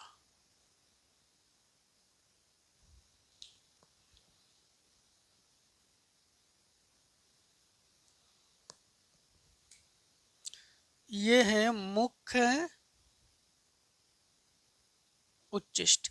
अब इसके अकॉर्डिंग यहाँ पर थोड़ा सा समझना, यहाँ पर हम लोग क्या लिख सकते हैं, इसको लिखेंगे थीटा बराबर लेमडा बटे ई। अब वही कंडीशन यहाँ पर लेमडा बटे ई, 2 लेमडा बटे ई, 3 लेमडा बटे ई, ऐसे डॉट डॉट, इधर लेमडा बटे ई, वही हम लोग इधर चलेंगे, ठीक है। बशर्ते हो आप लोग संख्या रेखा पर तो आप लोग जानते हो कि इधर प्लस लेते हैं इधर माइनस लेते हैं, इसीलिए ये जो मान है थीटा का जो मान है ना, ये हमेशा आप लोग ऐसे भी कर सकते हो, प्लस माइनस लेमडा बटे ई, ठीक है। अब इन्होंने कहा है कोड़ी चौड़ाई के लिए व्यंजक दिखाओ भाई, किसके लिए, कोड़ी चौड़ाई के लिए। तो हम लोग कहेंगे कोड़ी चौड़ाई, यही तो कहा एक बार इन्होंने कहा है कि केंद्रीय उच्चिष्ट की कोड़ी चौड़ाई का व्यंजक आप लोग प्राप्त कीजिए, केंद्रीय उच्चिष्ट की कोड़ी चौड़ाई। तो हम लोग कहेंगे केंद्रीय उच्चिष्ट की कोड़ी चौड़ाई। तो केंद्रीय उच्चिष्ट की जो कोड़ी चौड़ाई लेंगे ना, तो यहां पर क्या लेंगे समझना, थीटा का मान आप लोग समझ गए हो ना, इधर भी लेते हैं इधर भी लेते हैं हम लोग, 2 बार लेते हैं थीटा का मान, थीटा प्लस थीटा, थीटा का मान है क्या हमारे पास, लेमडा बटे ई है ना, तो लिखेंगे लेमडा बटे ई प्लस लेमडा बटे ई। तो थीटा और थीटा ये हो गया 2 थीटा, हर बराबर है तो 2 लेमडा बटे ई, यही केंद्रीय उच्चिष्ट की कोड़ी चौड़ाई का व्यंजक है, ठीक है। यही केंद्रीय उच्चिष्ट का कोड़ी चौड़ाई के लिए व्यंजक है। अब देखो आप लोग क्वेश्चन नंबर 9 को, रदरफोर्ड, क्वेश्चन नंबर 9, तो लिखना उत्तर 9। उत्तर 9 में क्या है, रदरफोर्ड के परमाणु मॉडल का वर्णन कीजिए, इस मॉडल की कमियों को बोहर ने कैसे दूर किया। अच्छा, रदरफोर्ड का परमाणु मॉडल क्या है, रदरफोर्ड का परमाणु मॉडल को हम कल के वीडियो में आपको अच्छे से बता भी चुके थे, ठीक है। रदरफोर्ड के परमाणु मॉडल में क्या किया था उन्होंने, स्वर्ण पन्नी पर अल्फा कणों की बमबारी करा दिए थे उन्होंने, जब स्वर्ण पन्नी पर अल्फा कणों की बमबारी करा दी इन्होंने, ठीक, तो यूं, ठीक, इस प्रकार से सोने की पन्नी पर अल्फा कणों की बमबारी कराने पर अल्फा कण इस प्रकार से प्रकीर्णित होते हैं, ठीक है, अल्फा कण इस प्रकार से क्या होते हैं, प्रकीर्णित होते हैं, है ना। और इस घटना को अल्फा कण प्रकीर्णन कहते हैं। इस घटना से निष्कर्ष ये निकल के आया था कि जैसे परमाणु में जब अल्फा कणों की बमबारी करते हैं तो कुछ अल्फा कण सीधे निकल जाते हैं, ठीक है, और कुछ प्रक्षेप होते हैं यूं, और कुछ यूं जाकर यूं वापस आते हैं। अर्थात निष्कर्ष निकला था कि परमाणु का अधिकांश भाग खोखला है। उन्होंने कहा था कि परमाणु का अधिकांश भाग खोखला है और परमाणु का समस्त धनावेश उसके नाभिक में स्थित है। परमाणु का द्रव्यमान उसके नाभिक में स्थित है, और इलेक्ट्रॉन जो है वो परमाणु के नाभिक के चारों ओर चक्कर लगाते हैं, परमाणु के चारों ओर चक्कर लगा रहे हैं। इलेक्ट्रॉन जो है कहीं स्थिर नहीं है, ठीक है। और इलेक्ट्रॉन की ऊर्जा जब नष्ट होती है तो इलेक्ट्रॉन नाभिक में गिरने की संभावना है। अगर इलेक्ट्रॉन, फिर से एक बार समझना, रदरफोर्ड जी के मुताबिक इलेक्ट्रॉन नाभिक के परमाणु के चारों ओर चक्कर लगाते हैं, अपनी वृत्ताकार कक्षाओं में चक्कर लगाते हैं, ठीक है, अपनी वृत्ताकार कक्षाओं में चक्कर लगाते हैं। और इनकी परमाणु के मॉडल में कमियां क्या है कि एक तो परमाणु के स्थायित्व की कमी है। परमाणु के स्थायित्व की कमी क्या है? परमाणु की स्थायित्व की कमी है कि इलेक्ट्रॉन अगर परमाणु के चारों ओर चक्कर लगाता है, मान लो कोई भी एक इलेक्ट्रॉन परमाणु के चारों ओर चक्कर लगा रहा है, यानी नाभिक के चारों ओर चक्कर लगा रहा है वो, चलो ठीक, अच्छी बात है। नाभिक पर धनावेश है, चलो इस समय वैसे नाभिक का प्रोटॉन और न्यूट्रॉन दोनों है, कमेंट मत करना आप लोग, ठीक है प्रोटॉन और न्यूट्रॉन दोनों है, आप लोग जानते हो, अच्छी बात है। यहाँ पर केवल रदरफोर्ड का परमाणु मॉडल के लिए जान रहे हैं कि नाभिक पर धनावेश है, इलेक्ट्रॉन पर ऋणावेश है, ठीक है। इलेक्ट्रॉन पर क्या है? ऋणावेश। जैसे इलेक्ट्रॉन जो है चारों ओर चक्कर लगा रहा है और यहाँ पर धनावेश है, ठीक है। तो अगर इलेक्ट्रॉन की ऊर्जा नष्ट होती है, इलेक्ट्रॉन इस पर गिर पड़ता है, तो परमाणु का अस्तित्व, नाभिक का अस्तित्व समाप्त हो जाएगा यहाँ पर। तो फिर यहाँ पर तो स्थायित्व तो है नहीं फिर ये, तो इसकी व्याख्या नहीं कर पाए थे रदरफोर्ड जी। इनकी मॉडल में ये कमी है। इस कमी को बोहर जी ने दूर किया। इस कमी को बोहर का कोई अपना परमाणु मॉडल नहीं है, बोहर जी ने केवल रदरफोर्ड के परमाणु मॉडल पर ही प्रयोग किया था। उन्होंने क्या कहा? बोहर जी ने क्या कहा? बोहर जी ने ये कहा, जब बोहर जी ने इस प्रयोग पर प्रयोग किया तो बोहर जी ने कहा कि इलेक्ट्रॉन जो है वो अपनी एक निश्चित कक्षा में चक्कर लगाता है। हर एक इलेक्ट्रॉन अपनी अपनी निश्चित कक्षाओं में चक्कर लगाते हैं, और जब ये चक्कर लगाते तो ऊर्जा का उत्सर्जन नहीं होता है, ठीक। इन्होंने, बोहर जी ने ये कहा और इनके परमाणु मॉडल को स्थापित करा दिया उन्होंने। और बोहर जी ने ये भी कहा जब इलेक्ट्रॉन चक्कर लगाते हैं ना तो ऊर्जा का उत्सर्जन नहीं करते, और इनके जो कोणीय संवेग है ना, कोणीय संवेग वो h/2π का पूर्ण गणज होता है, ठीक है। और इसमें जो है रेखीय स्पेक्ट्रम की व्याख्या रदरफोर्ड जी नहीं कर पाए थे। इनकी परमाणु मॉडल से रेखीय स्पेक्ट्रम की व्याख्या नहीं होती है, तो वो भी इनकी परमाणु मॉडल में कमी है। इनकी परमाणु मॉडल के दो कमी है, एक है परमाणु के स्थायित्व के संबंध में और एक रेखीय स्पेक्ट्रम की व्याख्या के संबंध में। तो रेखीय स्पेक्ट्रम की व्याख्या इन्होंने कैसे कर दिया? इन्होंने बोहर जी ने क्या कहा कि देखो भाई, इनका जो कोणीय संवेग है ना, इनकी कक्षा मतलब जो कोणीय संवेग है वो h/2π का पूर्ण गुणज है। और अगर इलेक्ट्रॉन हो चाहे परमाणु हो, अगर परमाणु को बाहर से कहीं से भी किसी प्रकार से अगर ऊर्जा मिलती है तो वो ऊर्जा जो है इलेक्ट्रॉन ग्रहण करके इलेक्ट्रॉन अपनी ऊपर वाली किसी कक्षा में संक्रमण कर जाता है। रेखीय स्पेक्ट्रम की व्याख्या करने में बता रहे आपको, ठीक है। ऊपर किसी कक्षा में संक्रमण कर जाता है, और उस कक्षा संक्रमण का मतलब होता है कूदना, छलांग लगाना, जंप करके चले जाना उस कक्षा में। तो बोहर जी ने ये कहा है, देखिए सुनिए, पहली बात तो ये है जो रदरफोर्ड का परमाणु मॉडल है बिल्कुल सही बात है। बोहर जी ने कहा कि देखो ऐसा है, बोहर जी बता नहीं पाए, हम बता रहे। इन्होंने कहा, बोहर जी ने कहा कि रदरफोर्ड जी बता नहीं पाए, हम बता रहे। इलेक्ट्रॉन जो है ना वो अपनी अपनी निश्चित कक्षाओं में चक्कर लगाते हैं, ठीक। चक्कर लगाते समय ऊर्जा का उत्सर्जन नहीं करते, ठीक। फिर कहा था रेखीय स्पेक्ट्रम की बात आती है, तो ऐसा है परमाणु को बाहर से कहीं अगर ऊर्जा मिलती है ना तो वो इलेक्ट्रॉन उस ऊर्जा को ग्रहण करके अपनी ऊपर वाली किसी कक्षा में संक्रमण कर जाता है, वहां मात्र 10⁻⁸ सेकेंड तक ठहर कर पुनः अपनी नीचे किसी कक्षा में लौट आता है। समझ में आई ना बात? समझ गए हो ना आप लोग क्या बात है? बोहर जी ने कैसे इनकी परमाणु मॉडल की कमियों को दूर किया है। तो बोहर जी का अपना कोई निश्चित एक कोई पार्टिकल परमाणु नहीं है। बोहर जी ने क्या किया था? रदरफोर्ड जी के परमाणु मॉडल पर प्रयोग किया था, ठीक है। हाँ इसके बाद 9 नंबर के खा नंबर में है, अथवा नंबर में है, 9 का अथवा।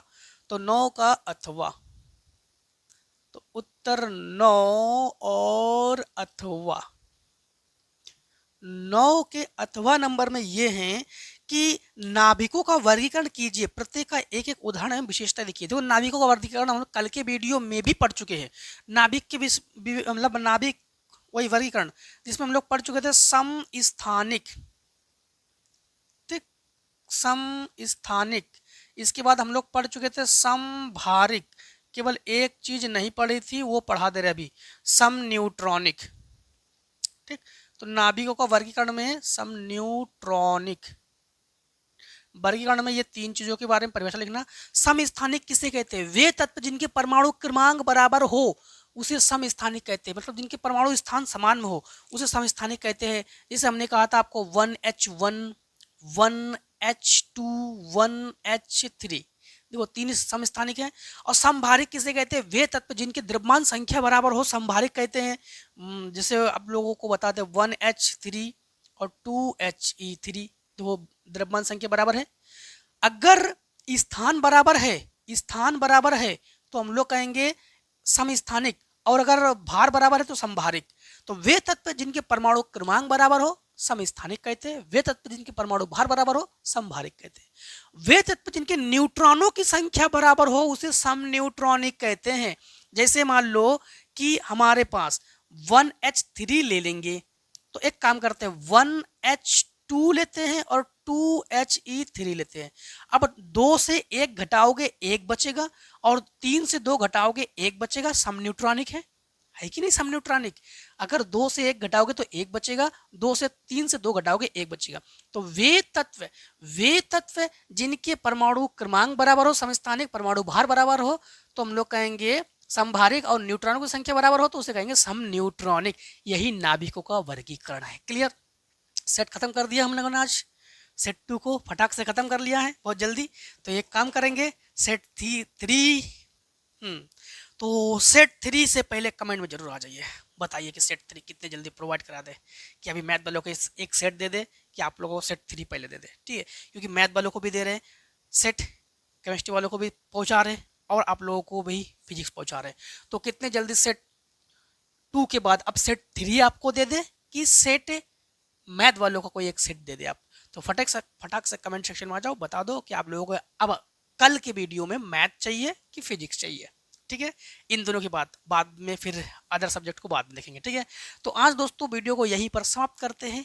आई होप सारे क्वेश्चन आप लोग समझ गए होंगे। किसी क्वेश्चन में डाउट हो कमेंट सेक्शन में पूछो, जरूर बताएंगे। ठीक है, तो मिलते दोस्तों नेक्स्ट वीडियो में। जय हिंद, जय भारत। आप लोग स्वस्थ रहिए, मस्त रहिए। इस प्रकार से हर एक वीडियो हमसे मिलते जरूर रहिए। Take a screenshot.